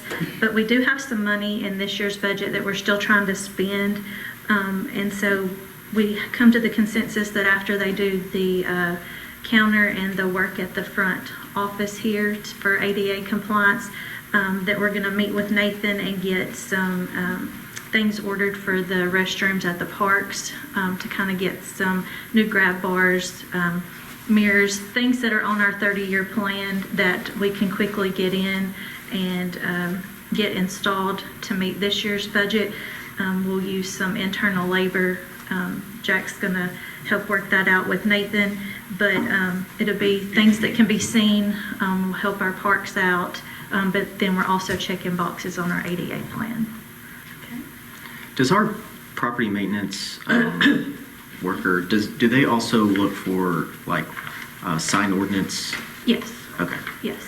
That all. It all follows under him. Yeah. Yes. Okay. And that's we're trying to go through some training to make sure to get him the information to learn the codes and the ordinances and kind of know his jurisdiction and everything. So, but yes, all that falls in as well. What about abandoned cars? I've gotten several calls about abandoned cars. There's one over on Bagley that has 15 cars in the yard and the driveway. The backyard has several trailers, gooseneck trailers, cars that have been there for several years that I know about, and then they've got 6, 8, 9 in the driveway. So, which we don't have a number in our ordinance. We do. Good to know. I didn't realize that. So we don't have a number that you can only have this amount on your. No. Okay. And we do work with the police. We can change it. Yeah. That's part of when we're doing the MTAS code update. The inoperable vehicles is a section we want to pay close attention to, but we do have to work with the police department. They help us tag the ones that are on the street, and then it's very, we have to make sure that we're not entering onto property. Like, we have to stay within our rules of being able to cite and see some of these issues, but that is one thing that we struggle with, is the inoperable vehicles, because our ordinance is kind of vague in a lot of areas, but that's one thing we don't have is any quantity in there. So basically, when you're looking at a property, you have to stand on the street and whatever you see at that point. Mm-hmm. Okay. Yeah. The only way we can. These are visible front and Yeah. back. I mean, yeah, but it sounds like we don't have teeth in the ordinance to even do anything about it. That's a big struggle for us. Okay. And that's been the main thing for years. When Chief Jennings came, that was one of the first things that I talked to him about. And of course, Johnny Hill, we lean on him day in and day out. But we do need to beef up that particular section. It was similar to a couple of months ago when we didn't have, when we did the commercial vehicles parking on the street. We didn't have anything in our current ordinance. We had to get something passed to be able to go after that particular issue. That's just an example of, but the MTAS, when we do the overhaul, we're going to be looking at all of those ordinances. Okay. And remind me when that starts, when we're gonna, like, this is a long process, right? MTS has been blocked for a while, We made a request last year. Even when we did strategic planning, I was able to pull Patrick as well as Peter aside to see if we get some help. They had just hired somebody, but they've been without staff for 2 years. So we are at their mercy as well. Yeah. But we talk to them every month. Yeah, maybe my point is some of these higher level ones that we really maybe shouldn't wait on. Maybe we start looking at those and start changing some of them. Yes, and that's similar to what they're trying to do with the food truck ordinance. That was specifically picked out to be a priority, but it would still take MTAS to help with that. And that's, I think, where we've had the issue is we've not just had their availability. Like this one, I think it's a good idea to, in your committee meeting, to pull that ordinance, look at it, bring something back to the board. I mean, we need to move on these instead of waiting on MTAS. I hate their luck that they've been short struggle, but in the meantime, we're not providing our residents, you know, if you have to live by something like that, it's very taxing. Well, what are you going to do for me?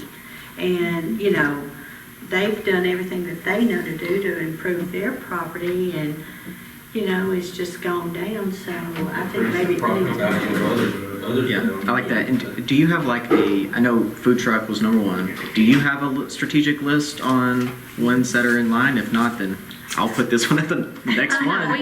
We have lists. We were just told, since they were doing the overhaul, that the board actually was the one who picked to move the food truck out as priority because of the current issue we were having with that one that had came up.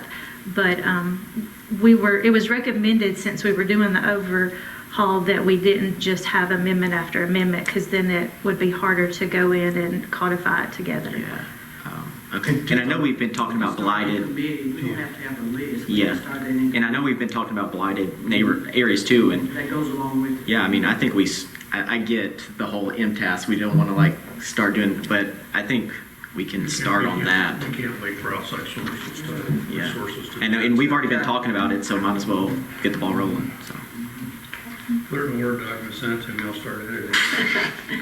All right, Ms. Christie, is that all that you have? Yes, ma'am. Okay. That's what I do. Any questions from Ms. Ginger? I think we've done asked them all. Thanks. Okay, thank you.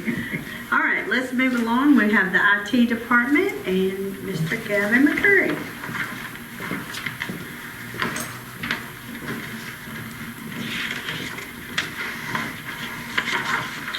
Good morning, everyone. Good morning. Start off, we've got the municipal security cameras fully operational now, and we've also shared the camera view with the school board upstairs so that they'll be able to see the camera views as well. Animal control, their firewall and switches now up and operational, that we got the server cabinet in place, so they are officially on our network. So they'll have access to all of our files and servers, whatever they need access to, and will eventually be able to process payments there whenever they get the equipment that they need for that. We are preparing for a basic IT class on April 16th. They'll just go over basic problem troubleshooting, maintenance, care for the computer, just trying to keep it simple, but in case I'm not able to get there at the moment, that the staff will be able to hopefully roughly troubleshoot the issue. Is that the 15th or the 16th? 16th. I was talking with Kevin and we decided to move it one day later. We got the phone extensions switched back to their original state per request of department heads. So all the old phone extensions are now the active ones. Content filtering is in place. We're just trying to get it fine-tuned and get it working properly with our network setup. We added a TV in planning and codes in Jill's office. We moved it from Jack's old office to Jill's so that she can view stuff in there. We have a TV mounted in the front office now for security camera use. We just need to get a new HDMI cable to reach to the server room. And of course, just the day-to-day IT issues that arose. Unless there's any questions, that's all I've got. Any questions? I'm gonna leave this with you after it's done. Sounds good to me. Okay, thank you. That's Dorothy saying. I don't know what you did to this thing. Original. Now to the lady who is going to tell us whether we can fund all this or not. Yes. First item, action item, is the budget amendment. For this month, that is just a couple of items. The first item is the lease of the garbage truck. We're just budgeting that so that if the garbage truck that they've kept band-aided and packed and going, if it was to go down again, that we would have some money in the budget to lease one until our new one gets here.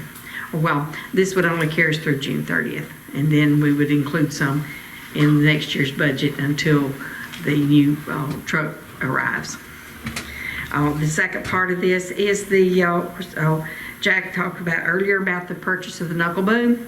This amendment shows what we have estimated the insurance proceeds to be, and allows for the purchase of the rental garbage truck that they are using right now. That's the only two items in the budget. Excuse me, the budget amendment. So on the 25,000 is for the rental, and then the 185 is the truck. Okay. Right. And then that would leave about approximately 40,000. 39,220 is what we came up with. That would actually be coming out of local funds. That we would have to be. So we'd be getting a fairly new vehicle for 40,000.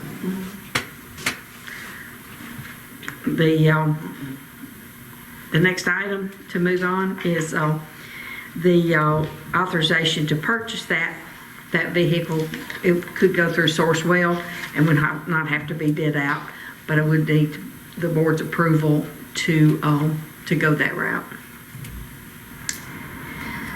The next item is the authorization for the city attorney to file suit for the delinquent taxpayers.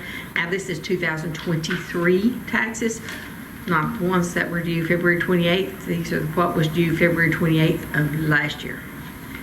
So we did get that total down from initially about 100,000 down to 34,000.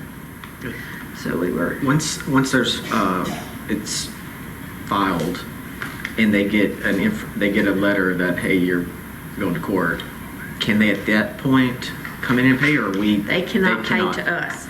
They don't have to go through the court system? They have to go to the clerks and masters. They can still pay it before they go to court, actually have to go to court, but they would have to go through clerk and master's office. I a notice in the newspaper that said, up until, and I think it was the 28th, it was Friday. I mean, we try to do that as late as possible. We do it much later than the county does.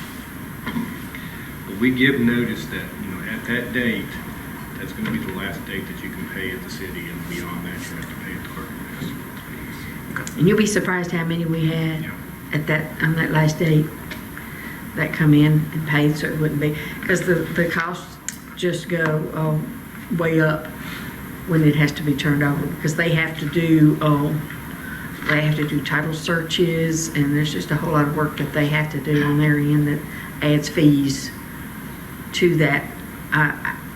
Some instances you'll see somebody that owes $20, by the time it goes to clerk and masters, they'll end up owing $100. Because they have to do the title searches and other documents to prepare for court. Right. So they're preparing to take it to court, and you have to pay that on top of your taxes. Right, that is correct. And the next action item that I need is the the change to the wording of the court cost. The specifically dollar-wise was not, we've been collecting this dollar that we send to the state, but it was not actually in the ordinance. So that was one of the changes in wording, that it actually put into writing what we were already doing. Any questions? The next item is the resolution to apply for the Patrick Lee Bulletproof Vest Grant Program. This is a 50-50 match.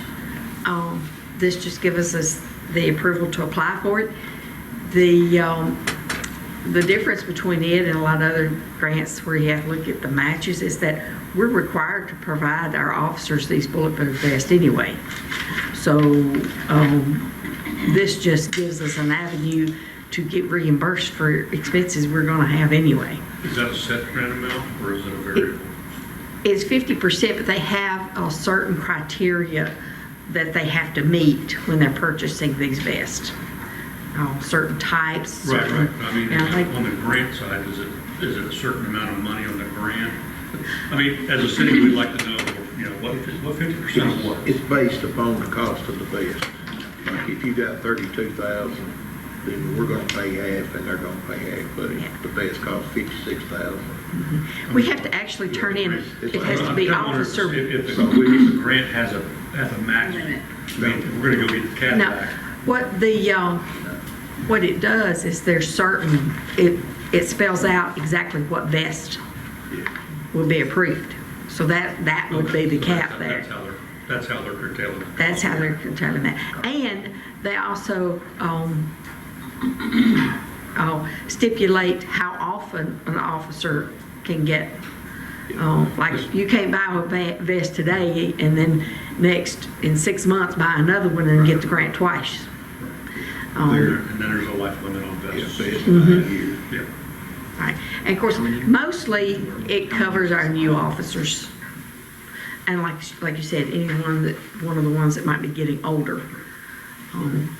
But the new ones are the primary expense for us. Okay, so in this resolution, maybe it doesn't tell, how much we're applying for, Kobe. Do you know? I mean, are we buying 10 vests at 50%, or are we buying? It's going to depend on, unfortunately, a lot of it depends on turnover and things like that, because we've had new officers, we've ordered vests, and then within 6 months when they leave, Yeah. we will try to recycle those vests if they come close to fitting someone. But the vests really need to be tailor-made to the officer.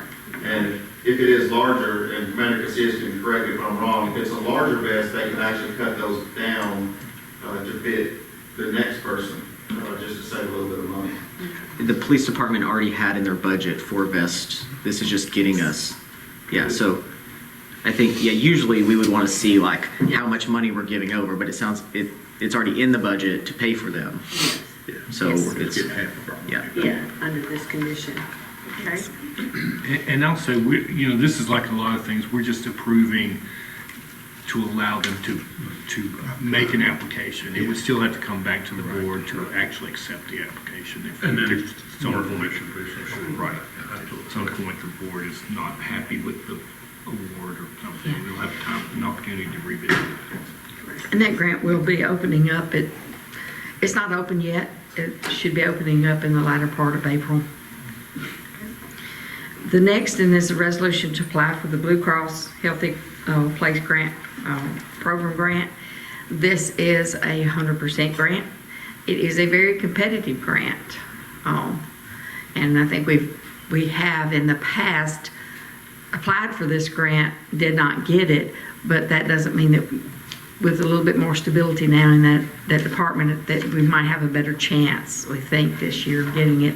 But again, it's a very competitive grant, but their Recreation Department is just seeking to apply for this grant.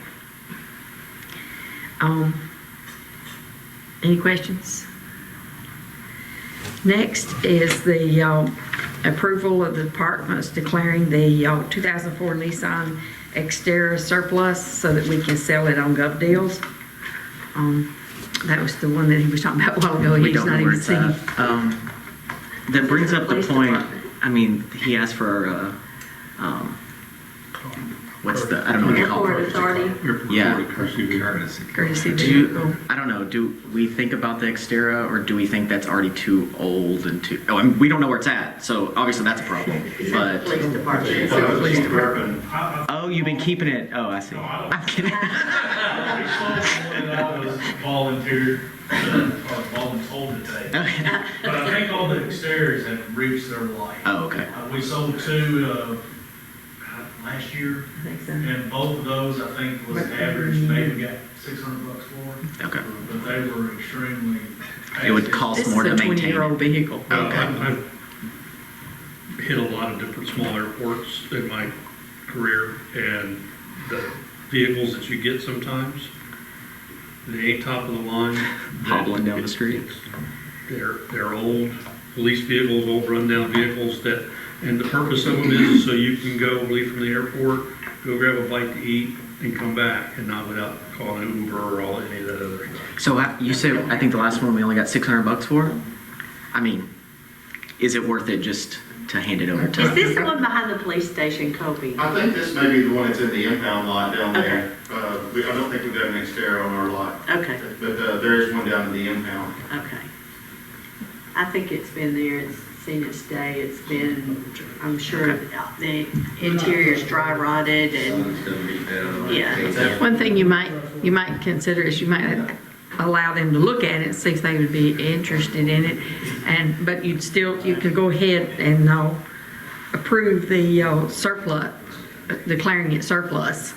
I say we go ahead and sell it. The policeman back there agreeing that it's not safe to put on the road, so I'm not going to give that to anybody, so, okay. Understood. The next item is, you received in your, and it should be on your iPads, and if you need a copy, I've got some copies, the mid-year report. Does everybody have one? Does anybody need a copy? I'll get a copy, please. Okay.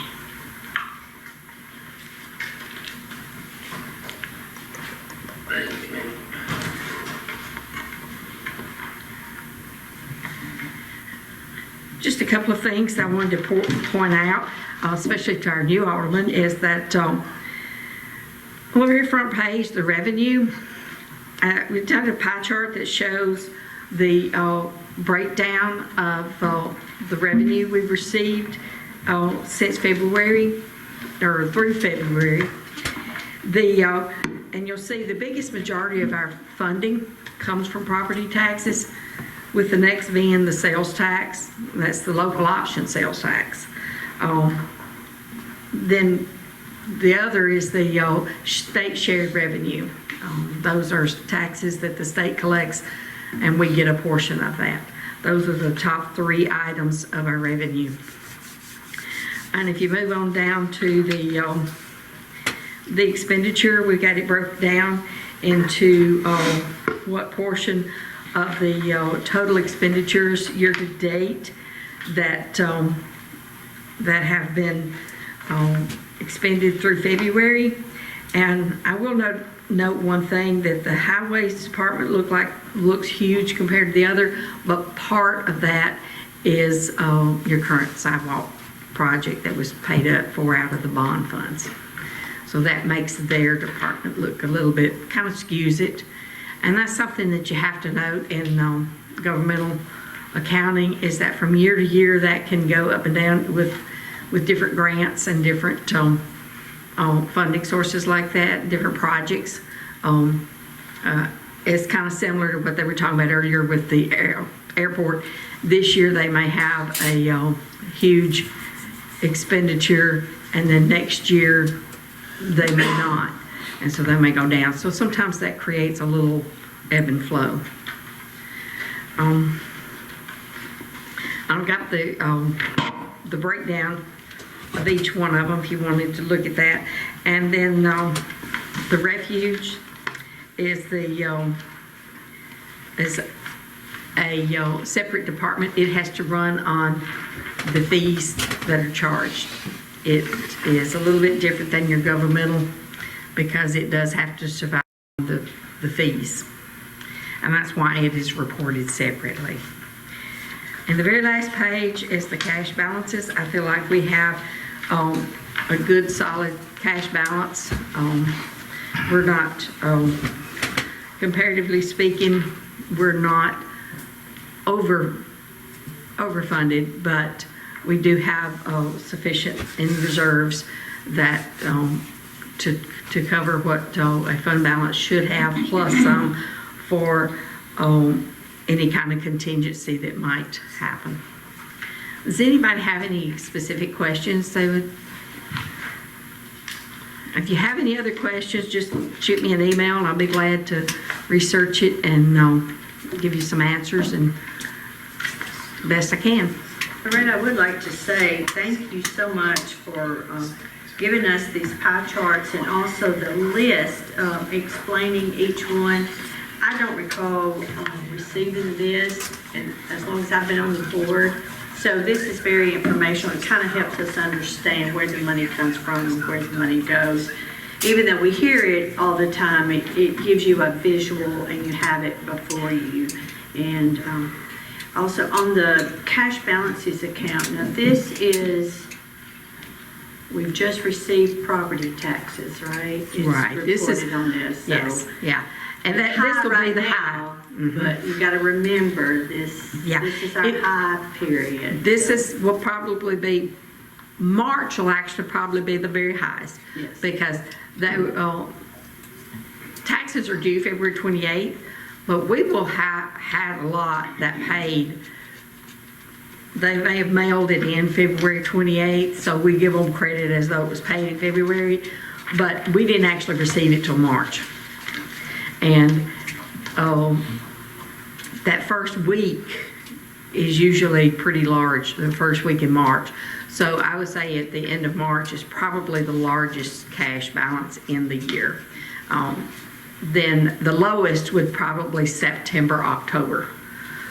September. October is when we're legally allowed to start collecting property taxes for the next year. So with that in mind, your lowest month is probably going to be August to September.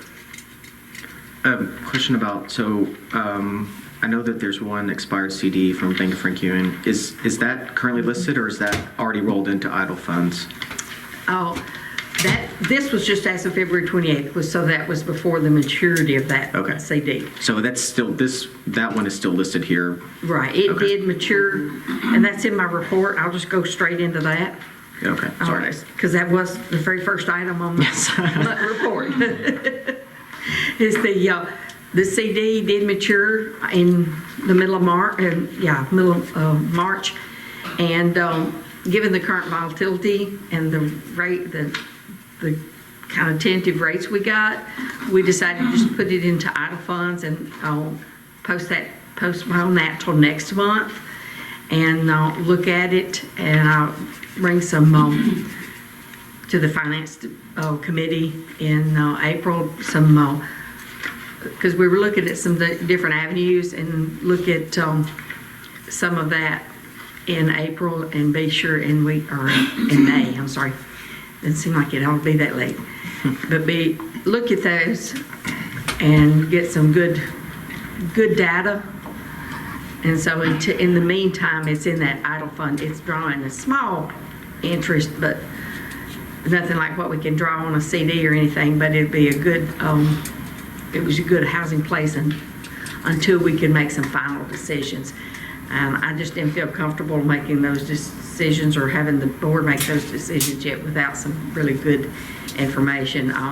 We were looking at, in addition to maybe possibly putting it back into another CD, or alternatively, we're looking at the state's pool and trying to see what would be the best avenue for us. And they're supposed to be getting back to me, and I'm hoping that if they do, they would come maybe next month and make some presentation to the board to explain how it works and explain what the advantages and disadvantages would be to putting it back into another CD. So I would just like to postpone that until the May meeting, the May cycle. The next, I'm sorry, I just want, before we go any further, we have had meeting reports in the past. We've gotten as far back as 22. I just want to make that correction. Okay, I'm unaware of those. I still got it on my iPad.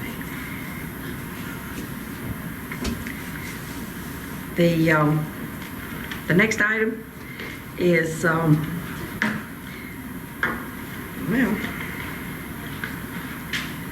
there it is.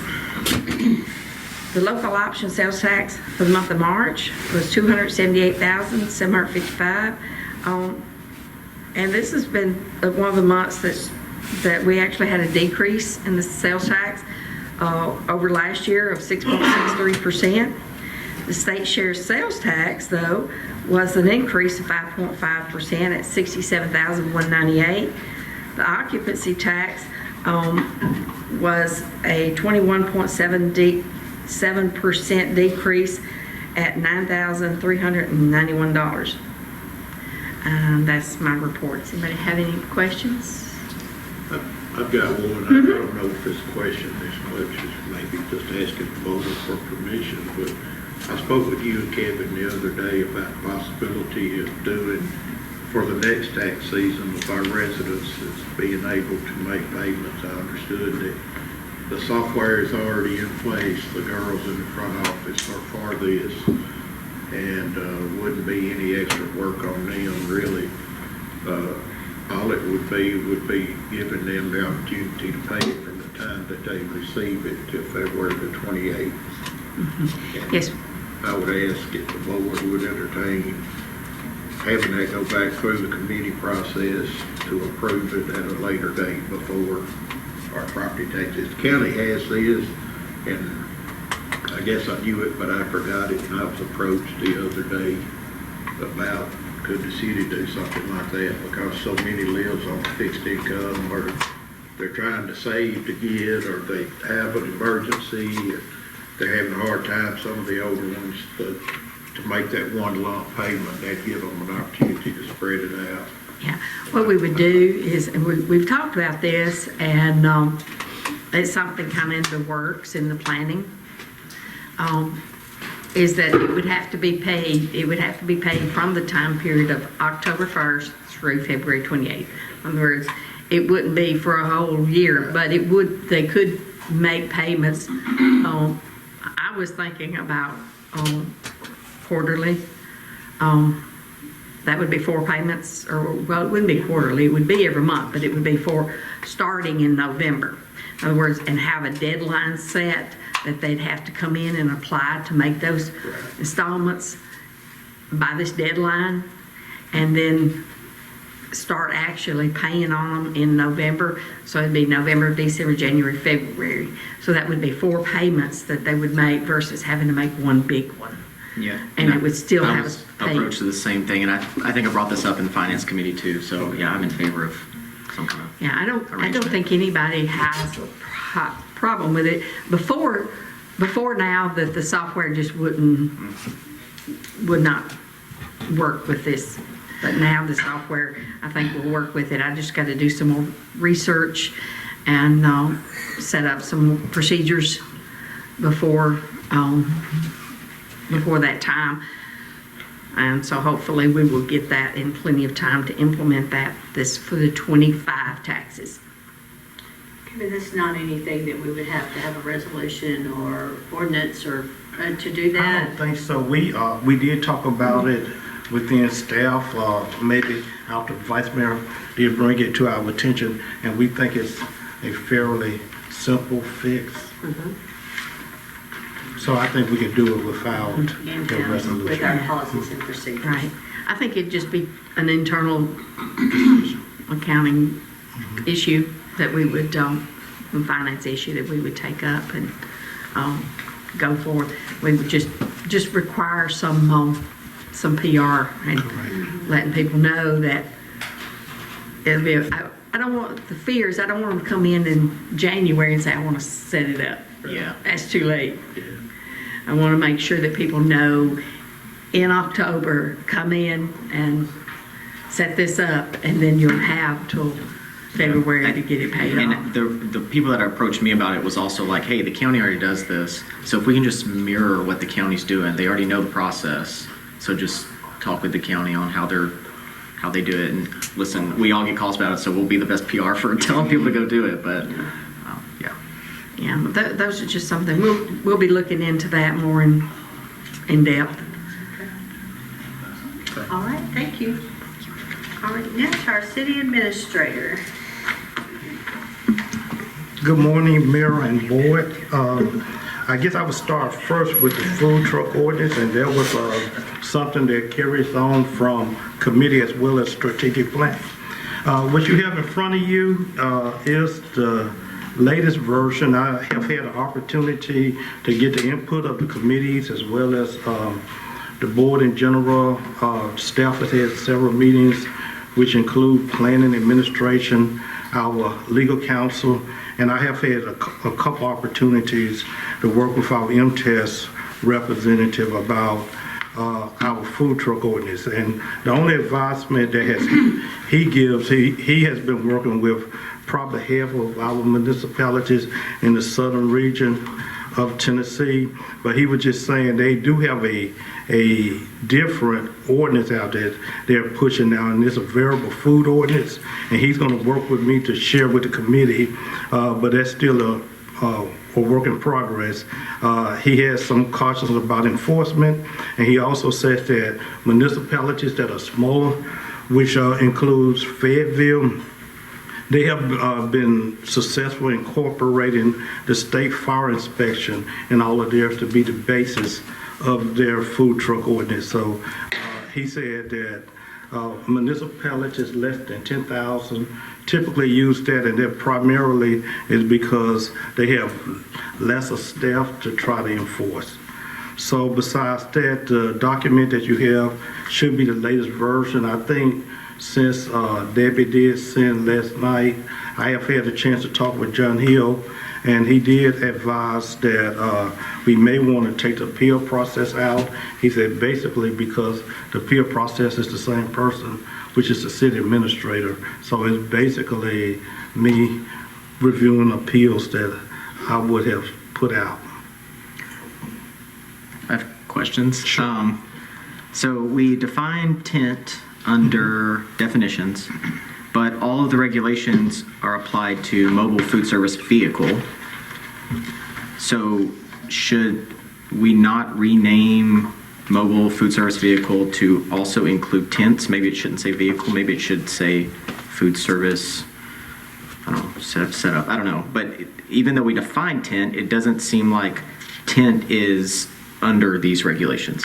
And that's what's primarily the reason our MTS person was advising the broader ordinance that he has been working, because tents are also used without food, but in our case it would be used with food. But he was saying because it's limited definition that he would include it in a different ordinance. Can we put Okay, /10? What would the other ordinance cover though? So the way he explained it, he was saying food, selling and food prep has so many varieties beyond the food ordinance. And when he reviewed it after strategic planning, and I knew that defining tent was a big thing that we needed to do. So he was saying that it did not necessarily, in his opinion, fit under our food truck ordinance. Okay. And he thought it should be in a broader that had been being sought out by other municipalities. And unfortunately, he did not have the language for me to review at the time, but he did say it was something he could get to me. Okay. Let me stay in the same paragraph real quick. I'm an old Army warrant officer, and when you tell me I can't have it defined as a portable shelter made of cloth, and I have one that's synthetic material, vinyl, or whatever, I'm going to tell you it doesn't apply to me. So I would. Well, the regulations don't apply to tents anyways now, so. I was just saying, if you're going to define it. Narrow it down to cloth. You're saying cloth, and I'm expensive materials. going to tell you that that's not cloth. And I'm sure somebody will come up and be like, Trust me, there are a bunch of old warrant officers out there that live here. Don't do the same thing. Okay, so are we taking tent completely out? If you're serving food, it can't be under a tent. Is that what we're saying in this food truck ordinance? no, what it reads to me is you can subvert the rules if you're in under a tent, Right. as written. So the reason we ended up getting to this place is that we didn't have no categories of tent.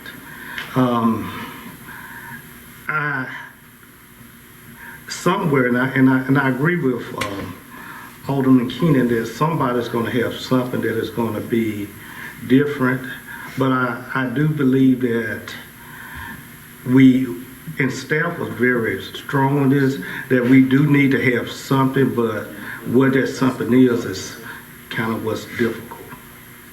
I think we don't have anything the way it exists now, but we needed to have something. Yeah, because that being said, like what Mike said, Lynn County softball, they don't have a truck, they have a tent that they cook their stuff under, so but that's during the host, and it's on the inside the county there, but would that still apply to them as much as? It's a special work or a special Mm-hmm. So they don't. Yeah. They won't. Now, maybe your tamales over down on 231. Yeah. That was different. Okay. And even in my discussion with Patrick Marsh, he was saying that a lot of food trucks now or food prep vehicles, they have tents that are connected, but they're not necessarily for preparing, but people can sit there and eat and whatever. So he was saying that the tent definition gets complicated. You must define exactly what it looked like. And in our case, in Fayetteville case, which I use this example, I do know of one food venue that was set up at First Saturday that will prepare food, but they were not a food truck, but they would have cooking equipment there. So that was kind of a questionable. VFW American Legion is perfect. Okay.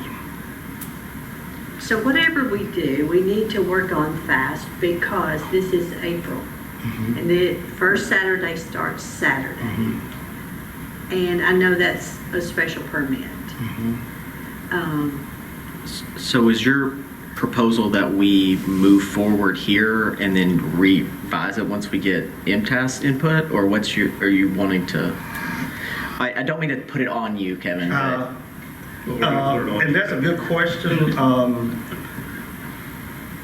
Based on what the board has asked, is a little more complicated when you get in there because there's always going to be a category. And even after I left you all with strategic planning and talked with Pedro Marsh, he indicated about 10 more questions. So questions are growing, not shrinking. Yes, and so it's like basically the right thing. What do we want? I do want to, and he is going to give me his broad ordinance that a couple municipalities have been working, but I'm still not sure that's going to fit us either. Well, I guess the first question is this better as it's written than what we currently have to serve the public?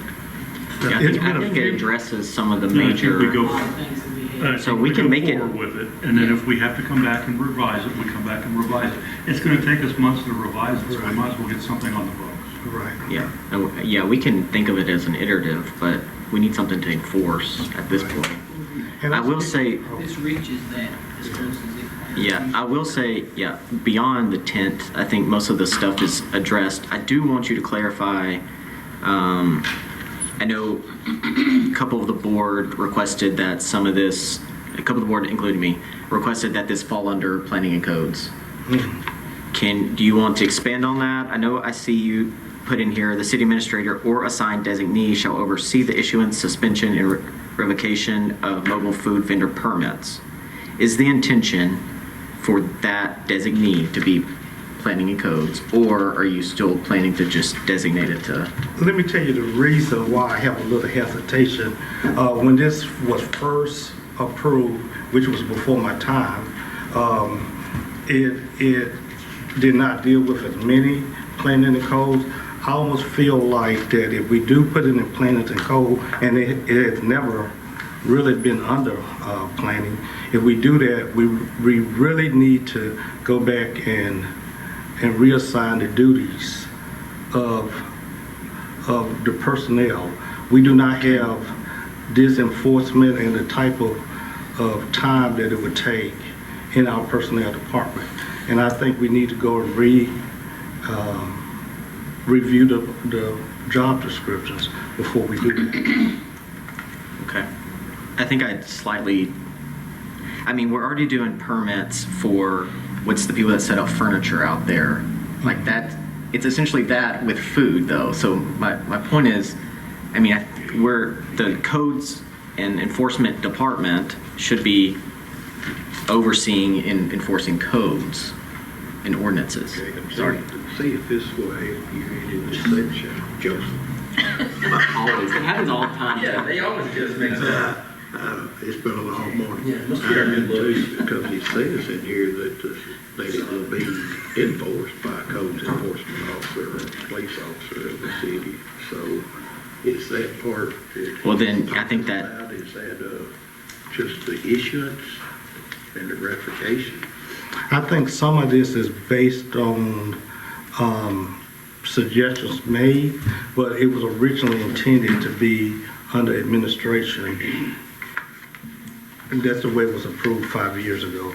I have not found, and I did go looking at notes, I have not found the reasons that it was placed there, but it was placed there, and it was more under job descriptions there. Moving it out, Alderman, is basically, we're gonna have to change some job descriptions as well. But it would just be for one person, or to move it there, and people will know where to go get a permit. I think it's confusing if we split it out. That's just I think it's. I think it needs to stay under the administration and then administrative And- as and- the jurisdiction to delegate to planning and code.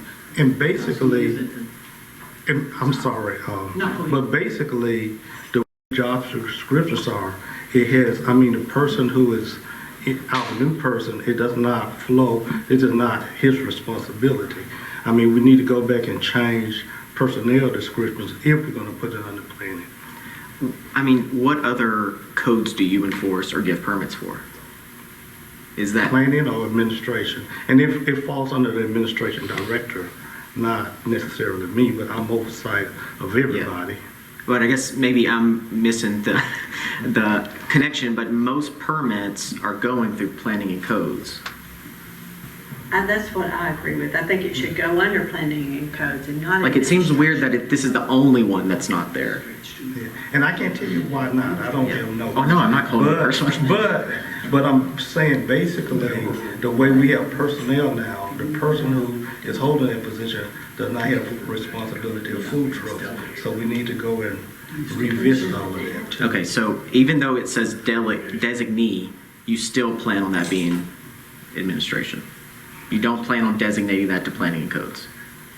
Right now, the way the rules are written, the way things are written, that's how job description, and they all date before me, but that's where I inherited. It was under that person's director of administration. It does not have any property in. That ordinance had a lot of faults. I don't think we should have to just follow it because that's what we had before, because I think it had a lot of faults. And we're just trying to streamline it, I think. I think this, the input here is just to streamline things. And I'm not saying that we can't, but I just say you cannot do that without changing job descriptions. Changing the job description doesn't have to happen from a board vote though, right? That just is your administration. So if we were to pass this with planning and codes, you would just go in, change job descriptions to match what we have approved, right? I think the board has to do so. Previously, that they would have to change job descriptions. Okay. I didn't think we had anything over personnel, but Enforcement and managing personnel Okay. would be me, but their responsibilities. Okay. Board has. And as far as your designation of who's doing what, you may be designating one person to process an application if they walk in the front door saying, I want to get a food permit, and you may be having someone like the codes enforcement person be the actual person you send out if there's a truck that we suspect is operating without a permit. I suspect. I mean, I don't think you'll be sending the ladies in the front office. right, that's the thing. I don't think we want to send Debbie out to, that was my point, is like, if the designee happens to be, you still go to planning and codes and get a permit because you've designated that place. And then you also designate enforcement to I think Jill has done enforcement of it before too, and at the time she was property and maintenance, because I think if we understand that that's the designee, then I think I'm fine with it. But I think keeping it to you and Debbie seems more overtaxing to your current job than it is to somebody that's already out in the field enforcing codes, looking at code violations. I think you've read too much into it. Yeah. Well, And I'm going to be honest with you, the protest is coming more from planning heading more onto their plates than anything. I mean, when this was first came out, the outcry was, this is going to really try and enforce and go out based on a limited staff. And when they made their point, it was very valid. So I think that's where. So who are you going to tell to go enforce this? And that's where MTS mentioned that, we had this ordinance, but we didn't have a lot of enforcement. Going back to something that was said earlier, where the teeth really lies. And I don't think we could do it without the police department being a big part of it. That's your enforcement. But the front desk, there's 2 females sitting at the front desk, male or female, whatever it may be at the time. You have 2 of those there. They really can't leave that area to, do things, issue permits and things like that. You have Debbie there. I don't see Debbie being the one to go out or tell these people why they can't have this permit. It's taking up their time. And I think if it stays in administration, you're going to rely on people calling in to complain instead of proactively going out and seeing that somebody's violated. And I guess my statement is that we cannot do it without revisiting the personnel job descriptions, and we need to do that. And that's one of those things that approving. We gotta make sure that we have somebody that is designated over that. And the way that personnel policies are written, they have no responsibilities of that right now. Yeah, I don't think you're going to be doing it. It's not something they're going to be doing every day. So if we designate it, and if it means we have to redesignate a department or whoever is responsible for going out if a call comes in or anything like that, I have no problem adding job description if that means solving. You're still going to direct it to that department, and somebody within that department is going to go do that. And if they're driving around and they happen to go be looking at a house that they're going to see if he's been condemned or not, and they happen to see a food truck and they want to stop by and do an inspection, albeit,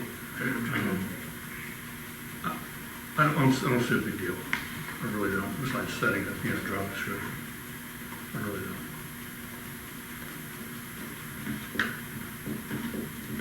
So what's the say of the board? Do y'all want to approve it like this? Do you want to wait another month? I mean, after Kevin gets more? If we have, I'm tired of looking at it too. I've read so me and Dorothy have been bouncing this thing around in committee for months, but I can't. Of course, it's not just me, but I think the biggest thing for me is I think either we need to update a job description that our codes department regulates codes and ordinances, or I don't think I can support it I as think a it should state. stay, I think, and you and I disagree on that. Yeah. I think it needs to stay on administration for his jurisdiction to take care of the enforcement of it under his umbrella, because codes enforcement will do it eventually or inevitably, but to change the wording causes confusion in some people's eyes. Well, I mean, if they're, I think we agree to disagree, but I think if inevitably it's going to planning codes. Or you could use it, you can approve it at the city administrator designation, whoever he or she. That's what it says, or assigned designate. Yeah, but I mean, so it but, may. but I get that too. But when I ask if you are going to designate it and you say no, I'm going to keep it up, then I can't. Well, I mean, primarily the way things are written, everything falls under the city administrator, and he or she, whoever is in this position, can designate whoever at that time is workable and can work. I mean, I think the important part for the board is to make sure everything is covered, but the city administrator will have the responsibility, even if he has to say, fire chief, you go and do this, he can designate the correct personnel to go and do it, so it won't be just the full obligation of planning.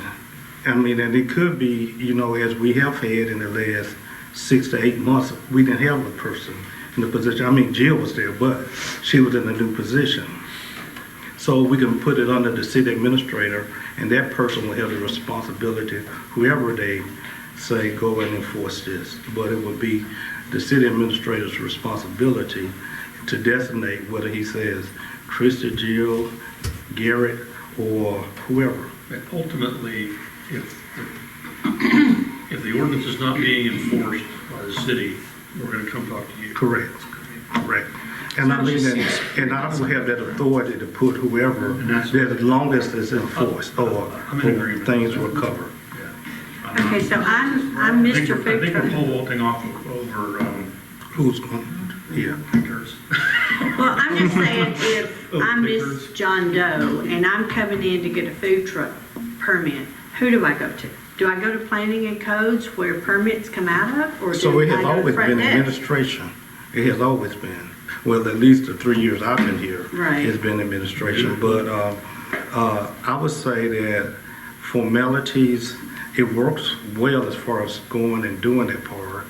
And if it's some enforcement or something's not going right, it would go to the person in this position to go and designate. I mean, and that way we would not have to worry about changing job descriptions or whatever. Because, I mean, I know what Alderman is saying, but what if the person is in property maintenance and saying, you're putting me out here, but this is not a part of my job description? Then we have another problem with that person. So if we do it that way by putting the enforcement and making sure everything is carried out in this chair, that means we won't necessarily have to be concerned to make sure it's covered under that certain person. This person will have to make sure it's done. So the personnel in the front office is going to be very familiar with the rules of the food truck ordinances when they issue that permit. That's my question. I would think their job description would have to be rewritten. So their job description is going to have to be written, you're saying. So what has, and I don't know the intents once again, but it has always come through the front desk. When somebody comes to apply for a food truck, it has always come through the front desk. That has not come through planning. We only talk about it in planning committee, but it has always been done, it's kept up front, the applications are kept up front, they do whatever work they do up front. I think as a cohesive, where do you go get a permit? You don't separate from front office to planning. You just know if you want a permit, you go to planning and codes to get a permit. It has not been. I know it hasn't been, but I'm saying that doesn't mean it's should But I mean, be. ultimately, it's gonna be there, so why not just start it there? Thank you. But also, I hate to beat this dead horse continuously while it's dead, but, and that's where it's gonna end up. and also, Where do you go? and we might just be circling this back and forth. I don't know if we just, I don't know, but maybe we put it to a vote and see what happens. But I've got a question for Kevin. So if I understood right, the permit would be issued out of the front office. And any codes enforcement or whatever would be handled by you. Or a designee. Or designee. It would be my responsibility or whoever is in Then I this think we position. would have to change under the part of enforcement in here. I think you would have to take out a codes enforcement officer. Because you have planning and zoning tied to the ordinance under enforcement. So they're already one of the ones, them are the police officer of the city. So you already have them tied to the ordinance as an enforcement mechanism. And without a job description change Right. at this time. So if we've got to change their job description to include this, I agree, it's already in the ordinance. But so, But I'm like everybody else. I mean, we've looked at it, we've beat it, we've kicked it. This should be a point of when we bring ordinances up, we should know that this is not going to go bad. But also, I think I've said it before, like, who's going to be the one that goes out and checks? Are we only going to rely on people calling in to complain? Or are you guys going to go out? Or are you going to designate someone to go out and check? You'll check your job description? If you designate someone to go do it, I'm really fine with that. But if you're going to designate somebody from planning and codes to go do it, then who are you going to designate to that is currently in their job description to go check on, besides the property and maintenance person that is already checking on codes and enforcement? and what's already in here, it says planning code. And I would need to use some of police, but Right, yeah. remember, I mentioned early in my presentation that MTS said one of our problems is enforcement too. So that is something we have to work out.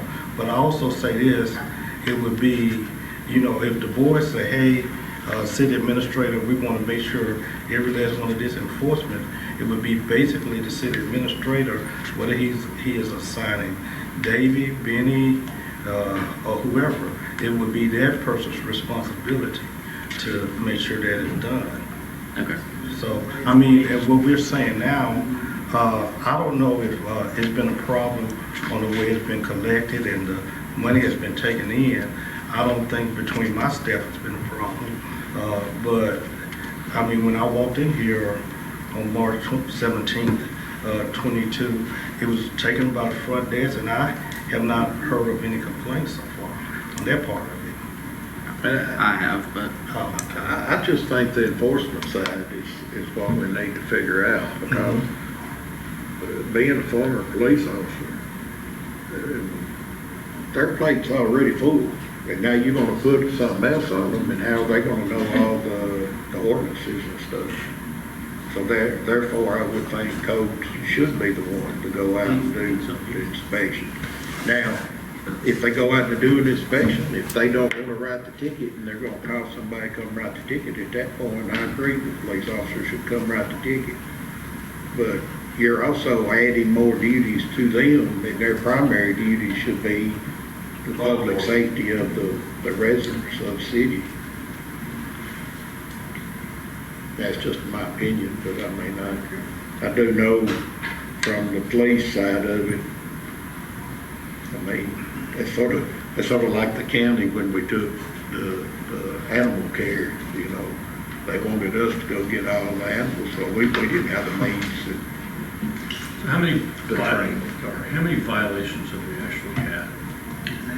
well, we haven't had a enforcement of this thing, so there's been 0 violations because people have been breaking the rules and not being. And they just go by their rules. Got it. And and when the police has gone out in the past, it was more, I don't know, there weren't any set rules, there weren't any set anything. We had some, but they really were so questionable. And then the police goes out, it's almost like, we're shutting this place down and all your customers are looking like, what in the world? But if a code enforcement person goes out there, it's, hey, there's a different presence, I think, when law enforcement goes than an enforcement officer. If it's a danger, certainly either the police chief goes or the fire chief goes if it's a danger to the public. But if it's just a code violation, it's different than the police and fire. And I've got a question that's probably gonna be a stupid question. But outside of trying to protect the brick and mortar businesses around the square, why do we even need a food truck ordinance? I mean, we have special events, that's generally when your food trucks are on the square for during special events. First Saturdays, there's food trucks here, that falls under a special event. Why really do we even need? I think you've got to have an ordinance though, just so they, food preparation and all that, you got to have that in place. They're all over the city. Right, and like I said, I told you it might be a stupid question. No, this is a difficult situation. This is a difficult. Yeah, I was hoping to have this discussion at strategic planning because I knew if we got up here, it was going to be bounced around, but. We can push it back to committee once more, come back through. I mean, this is the work session. I don't want to just. We're back and forth all the time. I say go with it as it is. I say let's move it forward. That's and vote on exactly it. right. We'll vote on it then, yeah. All right, before we do that, one last thing. No, Mike? Under location, Charlie, it says the number of food trucks at a particular should be subject to special permit. The sentence doesn't make sense. Oh, yeah, there's something missing in that particular, It should say event. I think it's one of the first special. Yeah, there's a word missing. All right, things like that draw me in, and I can't get away from it. It's just my nature. Okay, so let's all read it before Tuesday night. 1204, numbers. Let's all read it before Tuesday night. If you have any corrections to the document, who do you want it to go to? Debbie or Kevin? Kevin, who is preparing this document? I've sort of been the center of it. Okay, so if you have a correction, spelling, add a word, take out a word, whatever, is everyone okay with sending that to Kevin? And then Tuesday night, we will vote on this. And can we give a deadline to send it to you by? You give us the deadline. Saturday's good. Saturday. 48 hours. Okay, 48 hours to read it, get anything back to Kevin so he can prepare it for Tuesday night. 1204. I did work through it last night after Kevin gave me, and I've got copies of what my proposed amendments to it are, if anybody wants to just. Okay, I think that would be good, so that would be very I good. think I uploaded yours, Josh. You That's did. when Kevin had me. Yeah, with the highlights. Well, this gives us a paper copy so you can mark it up and do whatever. I didn't realize you had that. It is. You mean the lawyer, Mr. Brown? Where is that? I did not see that. Other location, Charlie. Section 9, 1204. I think at this point, it's minor changes. If you want to make major Yes. changes, Yeah. there's a different option there, so. Okay. Hey, that would be better, it's just delete. Let's just not. You would think, me and Dorothy have bounced this around on just deleting sections, and then you would think it's simple. It is never simple. Never said the same thing with the sign ordinance. This horse has gone through the grinder. Yes, yes, It's never okay, and moved. so then we move forward, is the board okay with moving forward the ordinances, resolutions, authorizations, and everything that Loretta presented? Yes. Okay, so we'll move all those forward, Debbie. We'll have this, if you have any changes, get with Kevin in 48 hours. And anything else from the board? Mr. Hill, Kevin? If not, we are adjourned. It's 11. Well, actually, it started at 2.